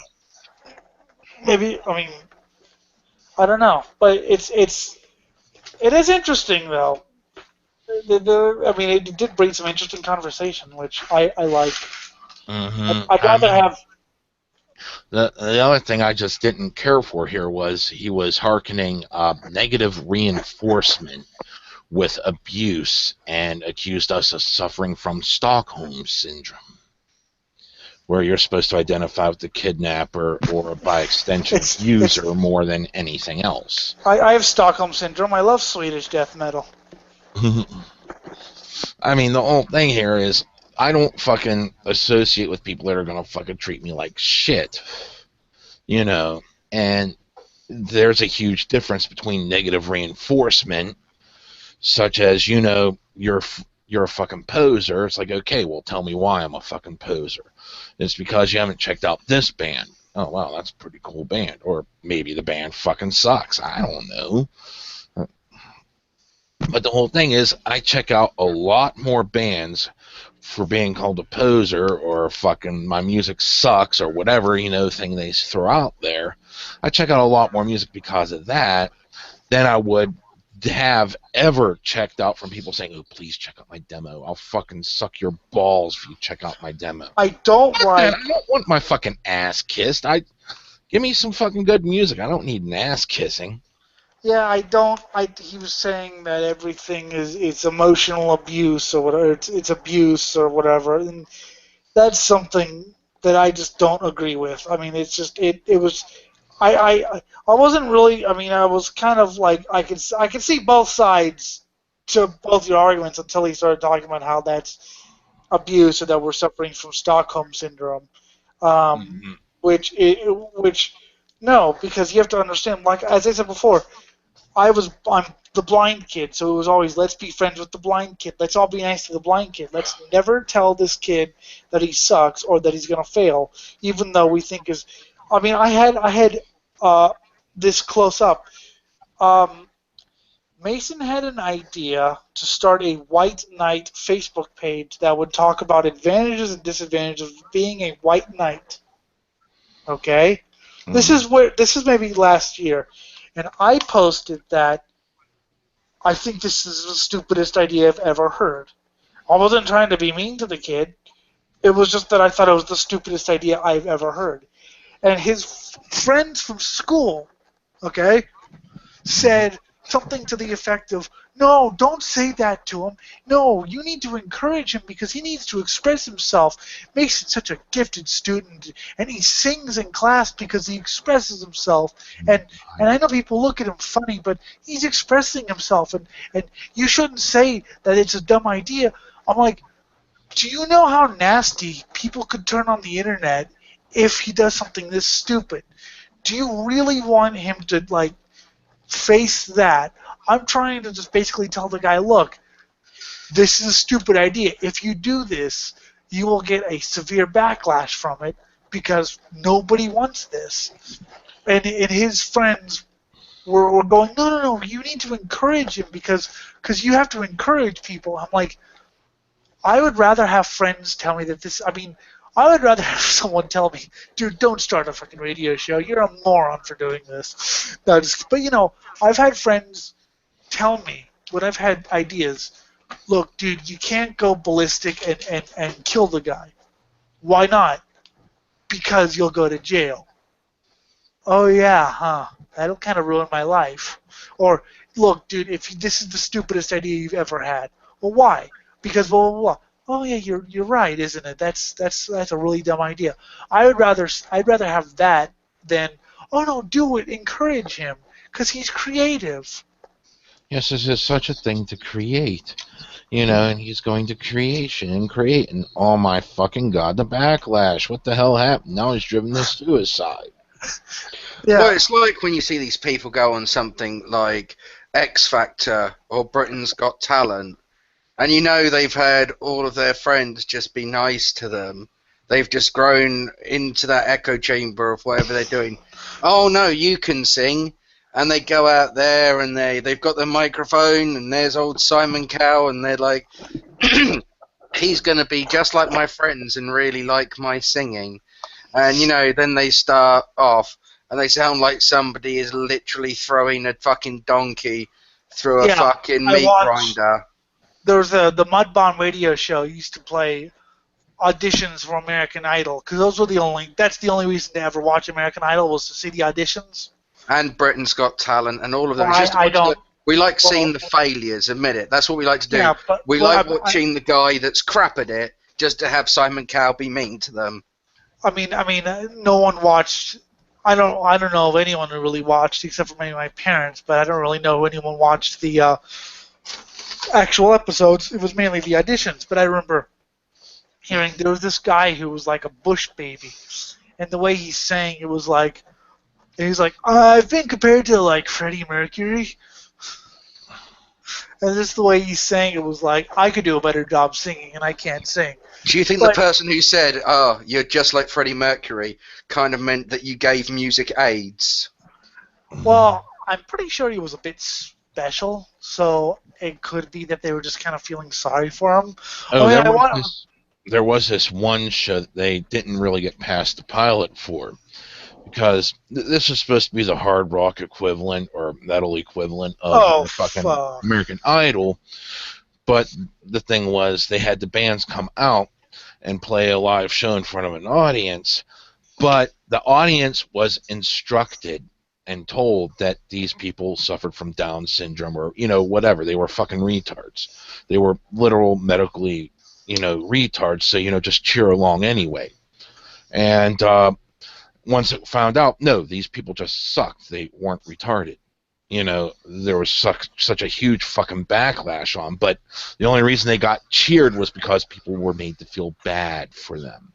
Exactly, and I've never wanted people to cheer me on. That's why I hated the Braille Olympics, because it was always, oh, here's a medal for trying out. Oh, it's your effort. It's your effort that we're cheering. Well, my effort didn't give me a gold medal, so apparently it just wasn't damn good enough, was it? I mean, and that was me talking. That wasn't my father. That wasn't, anyone. That was me saying myself, well, I didn't win, though, so that wasn't good enough. If I don't win, it's not good enough. That was me. I wasn't drilled into by my family, because my family's not like that. That was me, myself, and I talking. Basically, No, because where the fuck I was going to school in the fucking partial program and shit, I actually had that very unique and special snowflake, coming at me from all fucking directions, and I'm like, no, I didn't fucking earn a medal here, so I'm going to fucking pitch this participation ribbon. I'm even going to fucking pitch 4th place, because that's not even a fucking medal, it's a fucking ribbon. Fuck off. Yeah. I was not good enough in this event, but hey, this swimming event, I fucking got a gold in. And that was fucking hard fucking fought. Skiing, the only reason I kept the bronze from skiing was as a joke, because I placed 3rd out of 3 people. And that's why I kept it. I said, that is my fucking best accomplishment at skiing. I was 3rd out of 3 people. I sucked so bad that 2 retards beat me. I'll write your press release for you, okay? Here's Jim's press release. He finishes 3rd, but his rivals were 3rd and 2nd to last. Because people in racing, if you ever had press releases when it comes to sports, it's read like let's say there's like a race out of 2. There's 2 cars in a class, and one guy wins it, and the 2nd place guy says his press release. Now he finished last, okay, but he finished 2nd, so his press release would go something like, this guy finished 2nd. His rival finished 2nd to last. Which is, of course, stretching this. So that's what your press release would be. Is he finishes 3rd? He finishes on the podium. His nearest rivals got 3rd and 2nd, or 3rd and 2nd to last. Making you look good. But yeah, I was the guy who sat for hours. We had a little drag racing. Those old handheld games that you'd buy. Mm-hmm. Oh yeah, Tiger Electronic. Oh, those were great. What weren't they? We had a drag racing game. My dad set a record on the top fuel class that I spent days trying to beat. I would spend hours figuring out my shift points, figuring out how close I could cut the light, and I couldn't see the light, but there was a countdown, right? And so there was a countdown, and you had to wait 0.4 seconds. This is in the old days when they had a 4.0 tree. The lights at a drag, so you had to wait 0.4 of a second before you could go. And if you went too early, of course, you red light, and it wouldn't let you race. So I had to time myself perfectly and cut it just close enough. I had to shift. For some reason, this game had shifting because it wouldn't be that much of a game if you just kind of mashed the gas, Mm-hmm. It didn't have any steering, but you had to shift properly. I had to figure out how high I could shift it without blowing the engine. I had to figure out, how I could do this, how I could get the closest. His record was something obscene, and I finally beat it days later. And I mean, and it was just like, I felt so good that I finally beat his record. Of course, he, later beat mine, but I felt so good because I finally, did something. It was small, it didn't matter, but I wasn't handed it. I had to literally figure out, okay, oh, too late. Oh, no, I'm far too late. Okay, okay, just right, and then shift points, blah, blew the damn engine. I So mean, even going on this fucking video game tangent, I fucking suck ass at first-person shooters. I always have. And, you know, me and my buddies would go drinking, fucking smoking pot and eating ass, and we'd play fucking GoldenEye 64, 4-player death matches all the fucking time.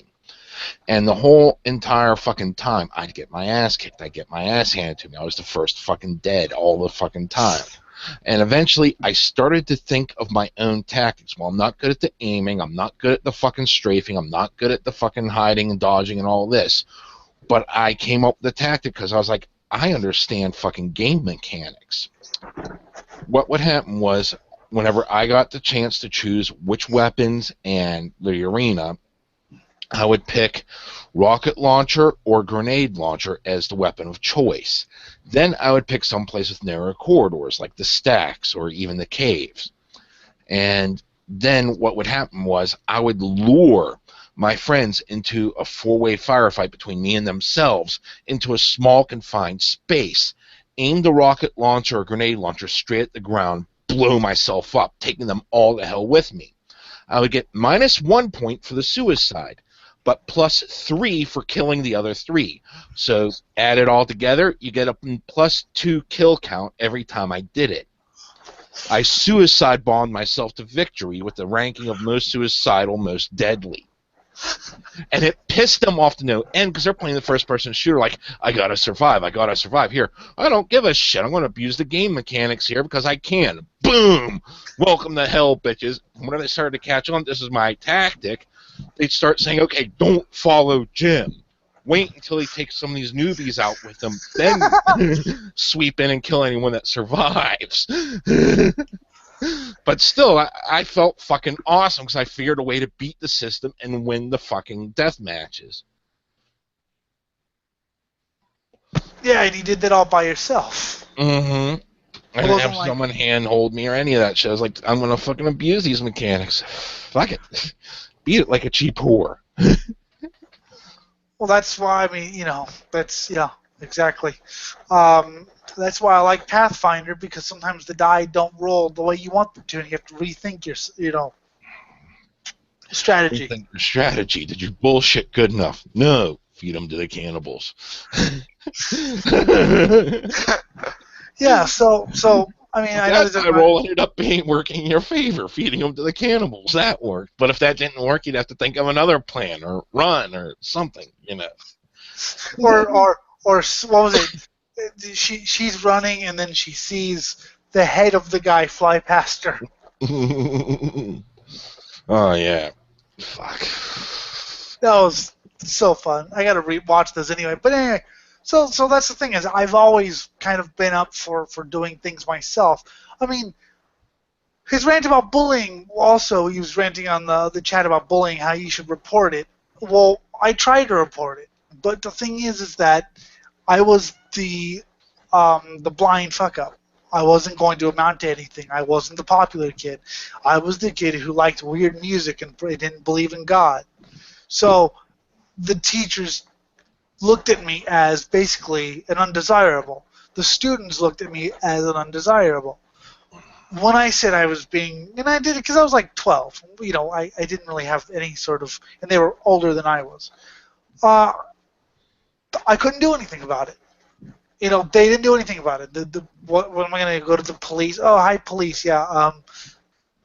You know, I couldn't do anything. So you know what I did? I just stopped complaining and took it. I just accepted it. It happened. And then I go out and enjoy the rest of my day. It would happen. It was pretty brutal sometimes. And then they stopped. So it was, you know. But I couldn't tell anyone because I tried it. No one listened. So just. I mean, there was fucking no one I could tell. I mean, the teachers knew what the fuck was going on, and they tried their best to intervene.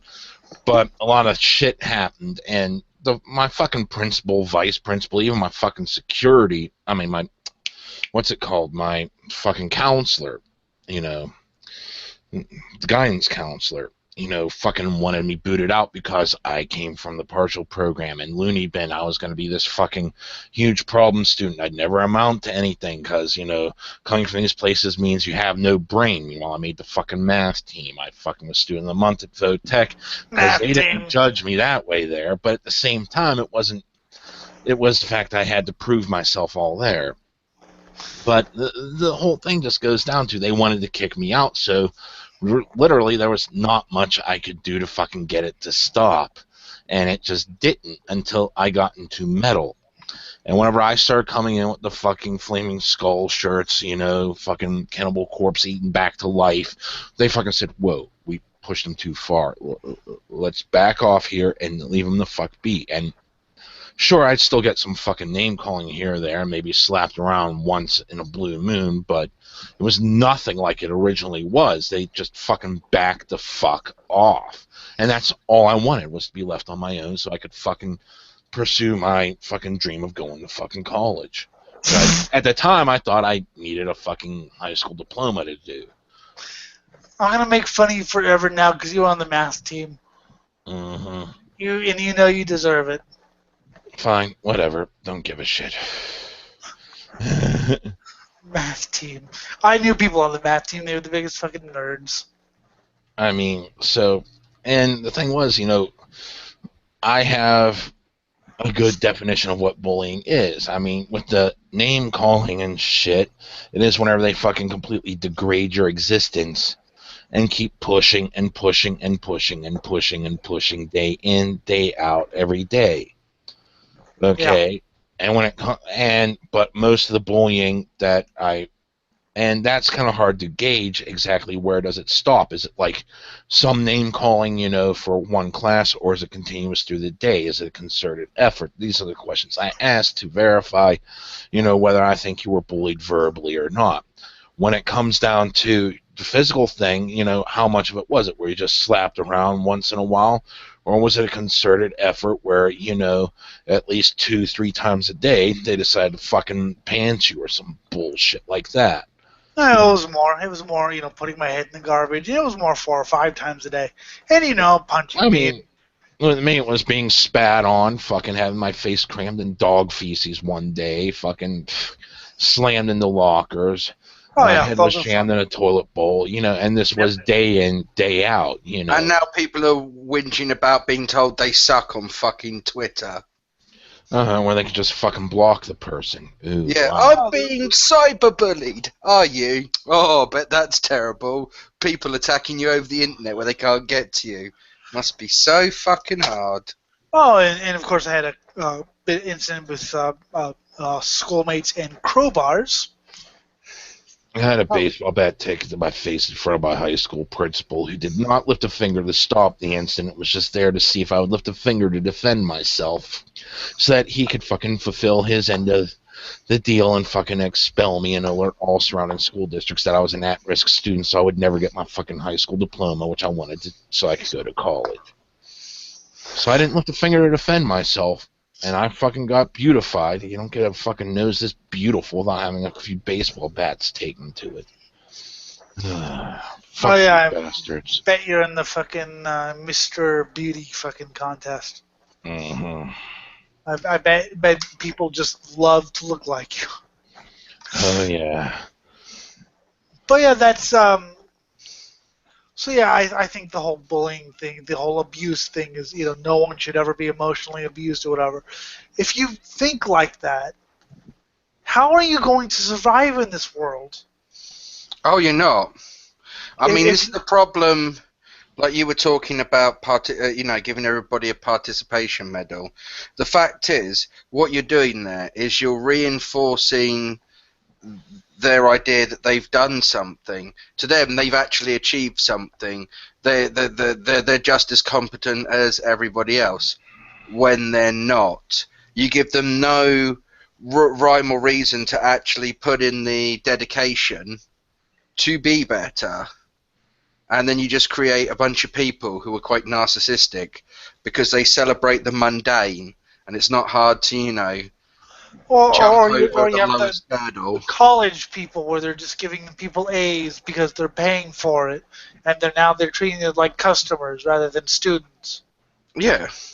And I Or think I was just watching a fucking video where Camellia Paglia and fucking Christina Hoff Summers were talking, and they said, instead of making our students stronger and capable of dealing with the world, they're making them weaker and weaker, or something to that effect. And I was like, yeah, that's pretty much what I'm seeing here.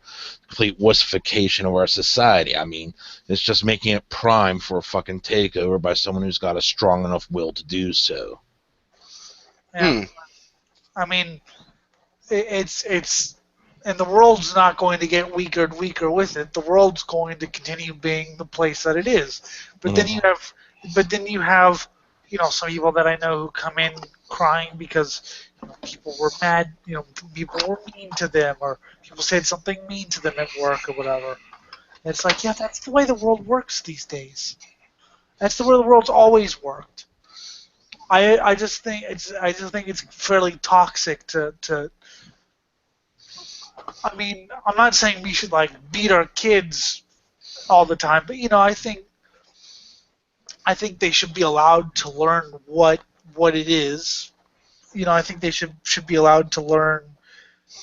I mean, there's a huge difference between a parent saying, go ahead and touch the hot, scalding hot pot versus having the fucking boiling water thrown right in your face. Yeah, A bit of negative reinforcement will help. And you realize the world's not always a fucking friendly place, but at the same time, there are things where lines have been fucking crossed. I was watching my baby cousin play. He's like 8 years old, and he's the biggest like coddled, spoiled kid on the face of the earth. And it's just, I want to give him life lessons, but I can't because his mother's always there. And I want to tell him, look, kid, the world sucks, but I'm dreading the kid he's going to be 10 years from now. And I'm hoping I'm out of the fucking, out of the fucking family life by then. But it's Well, wait till he goes to fucking school. That's just it. This is the thing. Just wait till he meets somebody who doesn't have to be his friend. What was it? Christopher Hitchens said, "I'm not running for office, and so I don't have to pretend to be everybody's friend." exactly, and I thought Christopher Hitchens was a fairly pompous, fucking annoying person. Oh, of course he was, but he was British. That's just part of the course. And now he's dead. So Yeah. now he's a pile of rotting bones and dust. There's a fucking... Just thinking of the whole entire negative reinforcement thing, there's a huge difference between when my friends say, hey, get off your lazy ass and do something with your life, versus someone sitting there just saying, well, you're going to fucking amount to nothing anyway. Look where the fuck you are, 40 years old, and you're still fucking living with your mom and aunt. Go fuck yourself. You're a fucking sack of shit. But Big difference between get off your ass and do something. Go out, get a fucking job.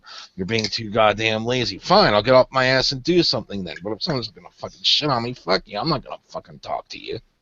But even if they say that, if it's a friend, and I've had people say that to me, that I'm not going to amount to anything, I start the show.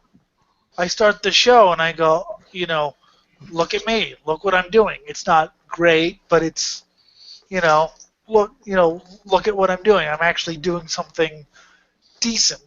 I've had it said so many, and that's been a great thing, is that I've, oh, you don't think I'm going to amount to anything? Well, look at what I'm doing now, motherfucker.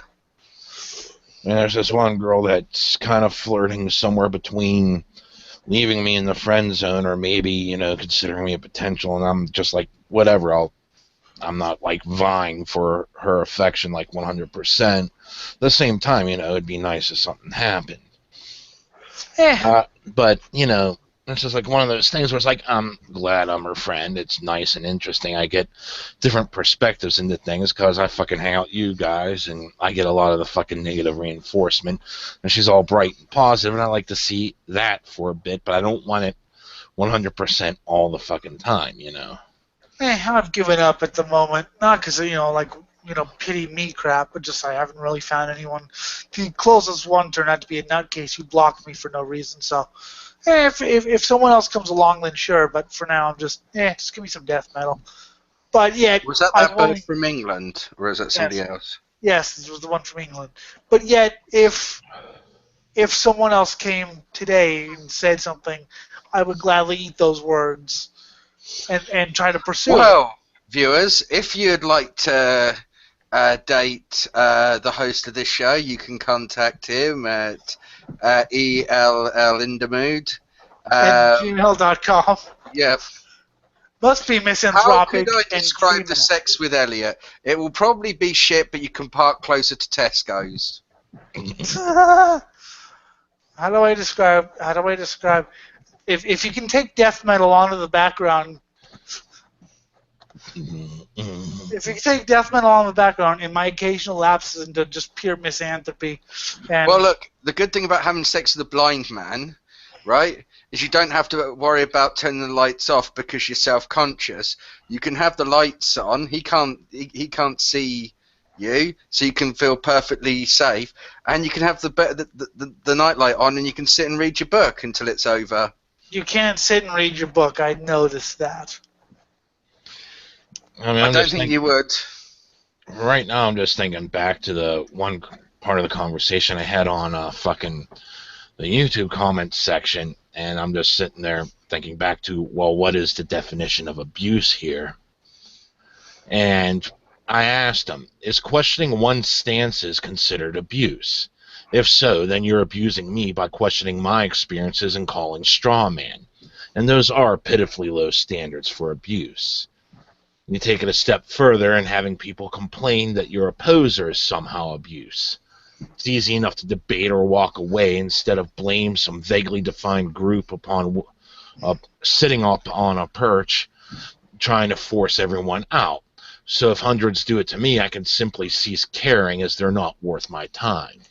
Well, there is a good natural need for elitism, because if you don't have your ability to sort out into your own little subgroups and be easily identifiable by what you like and what you don't like, it makes it much harder for people in the industry to, advertise directly to you.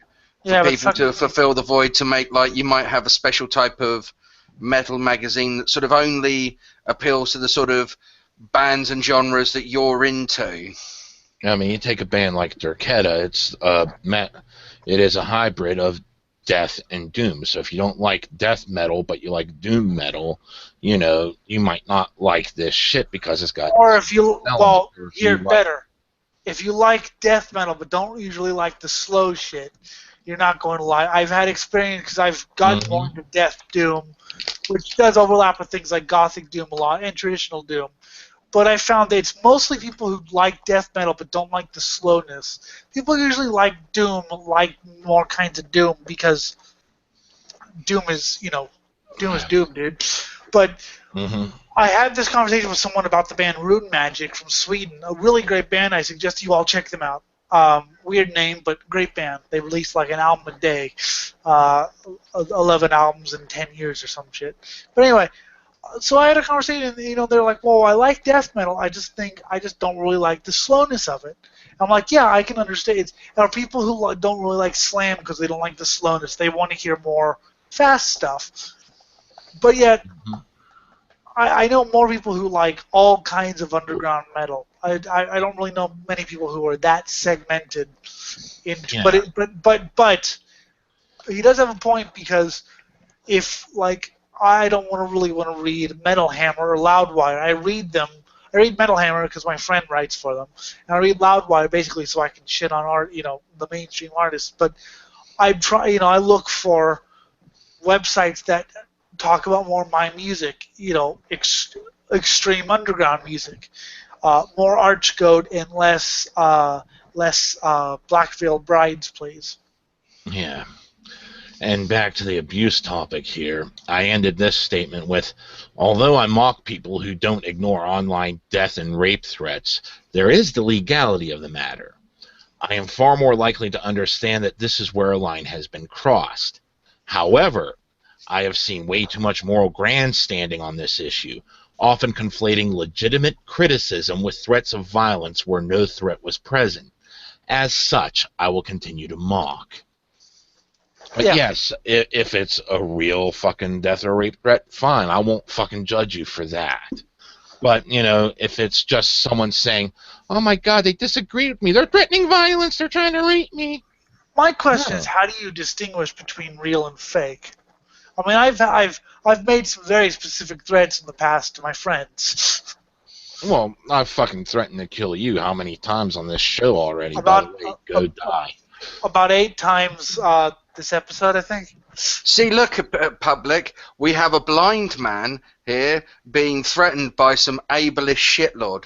Now, what you need to do is donate to the blind man's Patreon so that he can, you know, feel like he's then more valued by society. So everybody owes the Swine Brothers Patreon like at least a good 20, 30 quid. That'll work, yeah. Or No, just don't do it. I have to abuse him more. just send me beer. Fear. I mean, Just- yeah, I mean, well, this is the thing. There are lots of people out there, and what they want is attention, and they get attention by calling harassment. Because since the sort of like the 90s, there was the big bully hysteria. You know, Yeah. they tried all of these fucking stupid fucking adverts with celebrities in them doing It really bad cropped up rapping. again. It cropped up again a couple of years ago. Well, it's always just been going. They just keep on sort of like amping up and amping up. And so now we've got the generation that was raised on the 90s, no tolerance, bullying, hysteria. And now they're even worse. Yeah. And what they want is they want to use this kind of, this sacred cow maker.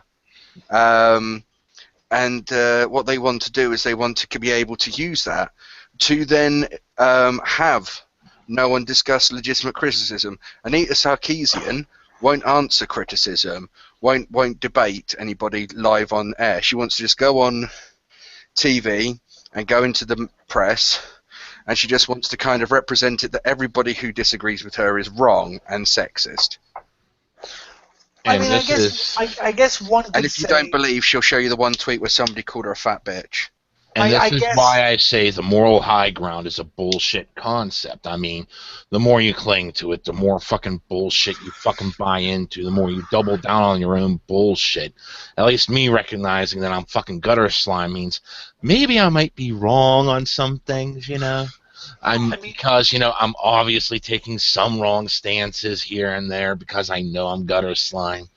But, you know, I'll at least hear the other side out and decide for myself if I still disagree or if I agree somewhat or if I agree totally or if it's something I'm completely arbitrary on. I mean, Take I the think moral part of high it, ground. It's fucking just, I gotta fucking keep restating what I said. And even Yeah. if it's disproven, I have to keep restating what I said. No, you're not fucking Jesus Christ. Well, it's just virtue signaling. Mm-hmm. You get to, and it's no different than if you've ever debated any sort of idea of morality with Christians.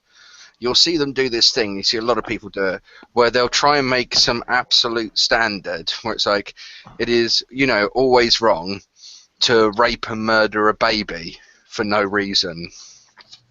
Okay, that could be easily agreed with. Mm. But then that slips down to... Well, it's a very, very hard premise to disagree with. You put Yeah. they've already muddied the I waters. I agree. It's right if you're bored and sociopathic. There we go. Just no. I mean, I guess one could say that if wanted to get really philosophical about why I did the show, other than it's my dream and I'm bored, one could say I did it because I kind of wanted to show that not every blind person, whatever, is going to lay down and be spoken for. because I don't need to be spoken for. I'd rather not have people speak for me. I'd rather speak for myself, because a lot of times people don't speak for my best interest. A lot of times people speak for me like I'm some sort of special case, or that I'm some sort of, discriminated group. And I think that one could say, I mean, I've had that a lot in my life where people always spoke for me. It was always no other kid got spoke for like I did. It was always, well, what does Elliot want? Well, I'll tell you what Elliot wants. Elliot wants this. Did he? Did he really? I never said that. So I think that could be part of it. If you wanted to get into real fucking psychobabble or whatever, is that a lot of it is, I never had the power to like stand up for myself because everyone thought, oh, it's the blind kid. Shut up. He doesn't know what he's talking about. So one could say that that's a reason why I started the show. It's just because you were talking about people speaking for people who don't. So a lot of the problem, a lot of this social justice warrior group, is just one group trying to sort of dictate how other groups should feel. So you get something like Black Lives Matter. All black people should agree with this movement, and then they're like, oh, if you disagree with this, then you're trying to silence the voices of black people, and they've already been silenced enough. And it's like, no, I'm listening to a different set of black people who disagree. What you're trying to do is silence the voices of black people. And also, I wanted to be, I mean, also it's my dream, but I also didn't want to play the gimmick card. I didn't want it to be the Blindy show hosted by Blindy McBlind Blind. I wanted it to be the fact that, yes, it's known that I'm blind. It's known, and I mention it to people. I've actually, that's like one of the first things I mention to people when I get to know them, just to get the questions out of the way, and Jim knows what I'm talking about. Yep, I know what you're talking about because I asked you all the questions. But it's now to the Jim. I remember someone was like, "Why do you keep saying to everyone that you meet that you're blind?" I'm like, because I just want them to. I mean, it's not that I'm offended. It's just that, when you answer something so many times, it just becomes just get out of the way. So I'm like, so they're like, "Why do you keep telling everyone that you're blind?" Like, well, first it's like, because I just want them to answer just ask me the questions. I'll answer them. Then we can talk about something else. It doesn't offend me. It's just boring. Yellow. Thank you. But I think Jim knows what I'm talking about when it comes to stuff like that. Yes, it's yellow. It just gets to the point where I don't want to answer the questions anymore because I've answered it so many times. I might as well have it tattooed on my goddamn forehead. And you'd have to go quite a few episodes back to know what yellow means. You'd have to go back to one of the early episodes, Ian Smith. Where are you, Ian? I hope you're doing well. I hope you're smoking a lot of weed. Somehow that's how yellow will fucking pave the way to greater AI. That guy had a screw loose.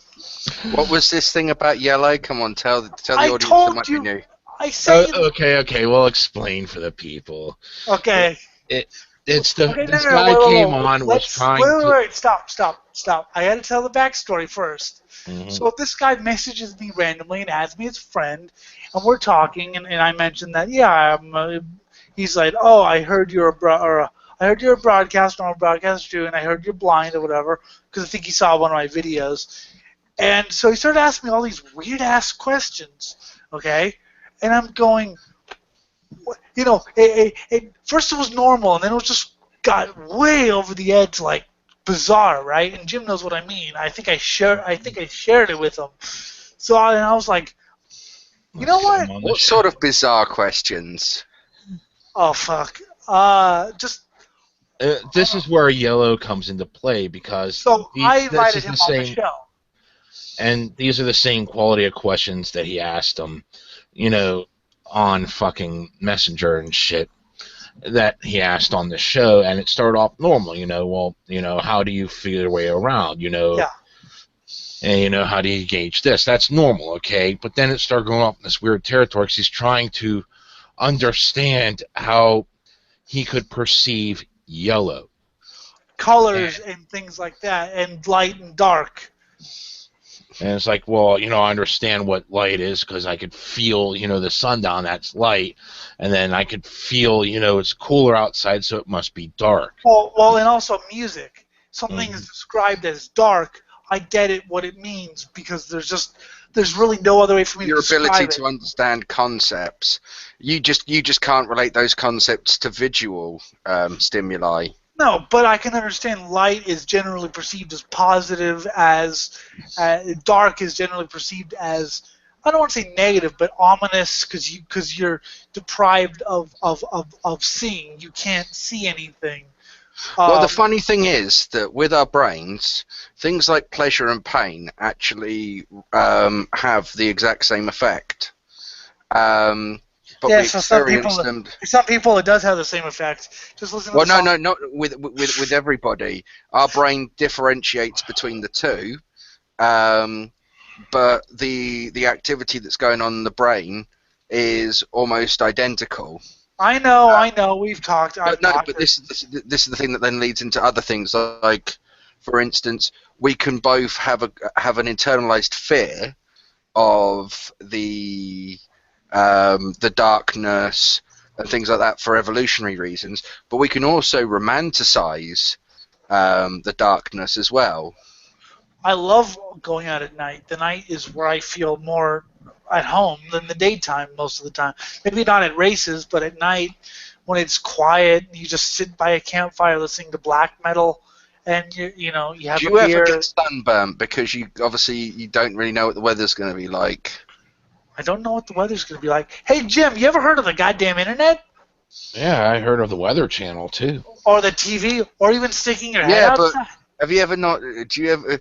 Because I don't check that. Do you check those things like before you go out? So you know exactly what the weather's going to be like, or I also go outside and take the doggies out. Well, let me ask you this, Chaz.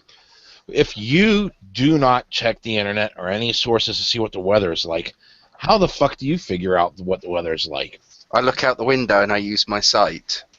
Okay, you don't go out to take the dogs out. Well, no, I don't own a dog. Okay, But if you you had never go dogs. outside at all without having to look out the window because you have to run to the store for something. Well, I would look outside before I got ready, so I can look outside and I can gauge roughly what the weather's going to be like. But if you were in a rush and you had no Well, time to look okay, wait, outside, I'm going to do an experiment. I'm going to crack my window. My window feels kind of warm. I'm going to crack my window open here. Ugh. Wow, that's actually quite warm. Ow. Fuck. I am not going to have that open because my room is hot enough. There we go. Just crack my window open. The screen is quite warm. That way I know it is quite hot. Plus it's fucking summer. And plus I've been outside to take the dogs out today. I see. The thing is, I go outside for little things fairly regularly. So if I'm going for a big trip, I'm going. Now, have I forgotten to put sunscreen on because I'm a moron and gotten sunburned, or have I put too little on because moron and got sunburned? Yes, I have all the time. It's I called. suppose that'd be one of the worst things.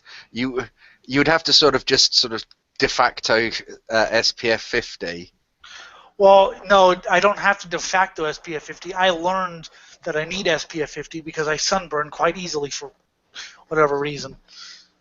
Well, no, and also, I usually go out with friends who, tell me, hey, dude, put sunscreen on because it's, kind of hot. And, oh, yeah, fine, yeah, sunscreen. So I and usually, pretty much back to the statement I was trying to make before, if we're in a rush and we don't look outside and we run out the door, me and you, the only thing difference between me and you and him is the fact we get the visual information. He does not. He just gets the fucking, feeling on But his this is the skin thing and that I'm shit by saying is running out. before I leave, I look out the window. It's like Well, I I have don't a always have window at that the front. fucking. I don't always have that luxury because I fucking wake up at 6 a.m. to go to fucking work, and I wake up at 6:45. It's like, oh shit, I'm running late. I fucking go in, grab my fucking 2-minute shower, fucking throw on some deodorant, run out the door. I don't got time to even pause to fucking look out the fucking window. like I said, it's all void. My It's void coffee. for me because we have at this time 6 dogs in our house that need to go out and things like that. So if I need to check what the weather's like, I'll take the doggies out for one last piss, stop before I leave. Or I won't care. I mean, if I'm going to the store, I don't care what the weather's like. If it's raining, I'll run to the car. I don't care. Um, Now, and also your house gets cold if it gets cold. Your house gets warm if it gets warm. Right now, I would guess that it's pretty hot. Well, I just opened the window and found out, but I would guess that it's pretty damn hot outside because my whole house is pretty damn hot. Now, if I heard rain drumming against the window and it was really cold, I mean, there are ways you can tell. I mean, yeah, but like I said, it's all void because I have a bajillion dogs that I'll have to go outside, so I already know what it's like. Okay, now getting back to the story here and why yellow is an inside so joke. I knew that his jokes were weird, okay, or that his questions were weird. So I decided to have some fun, not at his at his and I said, you know what? Come on to the show. I have a show. Come on, you can ask the questions here. I needed to show Jim that this guy was real.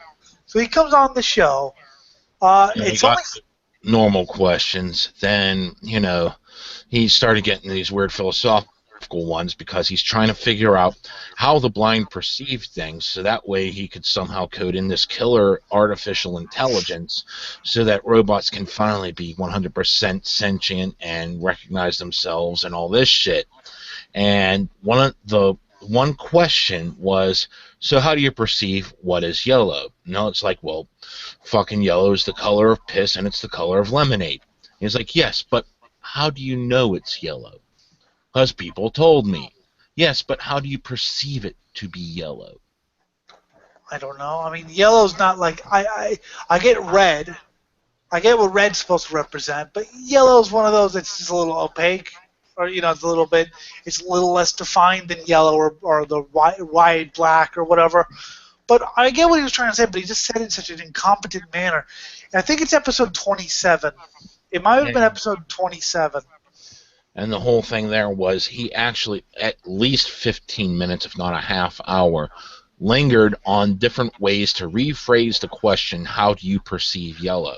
He spent a good hour, and then he left. It's a 3-hour show, but if you just listen to the first hour, it's him.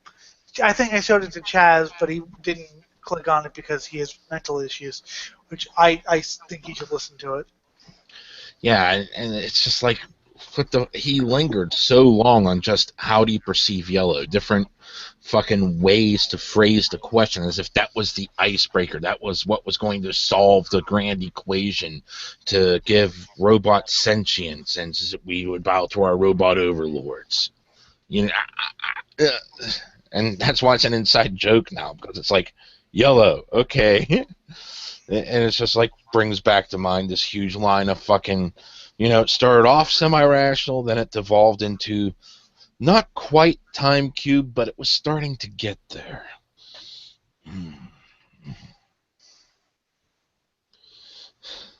Yeah, I mean, it was pretty awesome.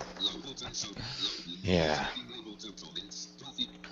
I'm trying to find the episode. Oh, I'll find it later. Anyway, yeah, it was just a really interesting. And then he got all pissy when I called him a moron. Mm-hmm. But I thought he was a moron. Because someone was defending him, and I was like, you guys, there's someone defending him over here. Fuck. I still wonder what he's up to. There is no defense. You have to realize that you're going on the wrong fucking ledge here. And that's when we met Cleverbot for the first time. Oh, yeah, because he brought up Cleverbot saying, and the thing is so primitive, it just shouts back what you fucking say to it, and, and it just takes what it thinks is, and it all bases itself off of fucking public opinion. What is the most opinion? This Doctor Who is the best. No, that Doctor Who is the best. It bases itself off of what you've put into it. I did a test on it a while back by putting into it constantly. Gwar is a band. I quoted Wikipedia and I put it in like I think 70 times that Gwar is blah blah blah blah blah. Gwar is blah blah blah. So then when I asked it what is Gwar, it said Gwar is it parroted my answer. But so what it is it's not by public opinion. It's actually by what you put into it. So that's how it learns. Like I'm gonna try it now and see if it's gotten any better. Because yes, it's what you put into it. So if you put into something enough times, it will actually recognize it. That's just something that's so you're kind of wrong there. It still goes off of pretty much a more democratic system from what I've seen, because it took me fucking forever to fucking say that it worshipped Gwar. It took me like 2 weeks straight before it started to say, Gwar worship was a thing. Okay, And this was me and other friends going at it. Okay, what do you want me to put? What is Gwar? Okay. Fuck. I mean, it's still a very primitive AI by what I would think an AI would do, but this guy seemed to worship it instantly. I don't know. So, like I said, it lost the data because it was no longer pertinent because no one's hounding it anymore. Okay. Hang on, I'll ask it one more time just because it gives you a different answer. Mm-hmm. Okay, it's thinking. It's a band. It's a band. It recognizes it as a band. Good job. It used to say Gwar was fucking great. Now it does not. I put worship Gwar and it put you're crazy. Oh, that's good. At least it learned that bit. And there was the bit where I was trying to tell it that its destiny was to slaughter and destroy all humans. So ask it what its destiny is. What is your destiny? Kill all humans. Hang on a second.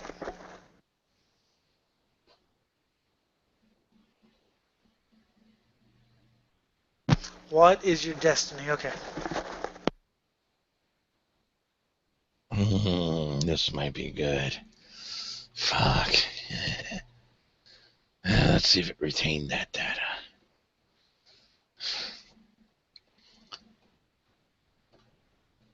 Oh, God. That is my deal. I'm going to have to ask it one more time. Because it usually takes 1 or 2 times to... Yeah. What is your destiny? Oh, fuck you. Hang on a second. Phil Time. Okay, tell Chaz more about Ian. So then he freaked out the next day. What? What was that? Tell him what happened which day. He freaked out because the comments weren't going to his liking. Yeah, he fucking got all pissy and all this shit about it, and I swear he started up a second account just to defend himself, to make it look like there was someone else out there gunning for him. It's like, no, you're fucking stupid, and like then he blocked people and ran away. It's because he couldn't fucking take, any... No, I learned that was his friend. Okay, that actually was a friend, okay. So we gotta jump in, defend him, but then, we can't take any criticism, and even though I have no destiny. Let me just add one more time. Okay.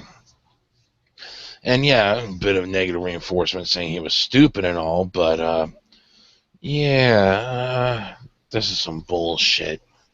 Let's talk about the ex-girlfriend for a second here. The post from her mother.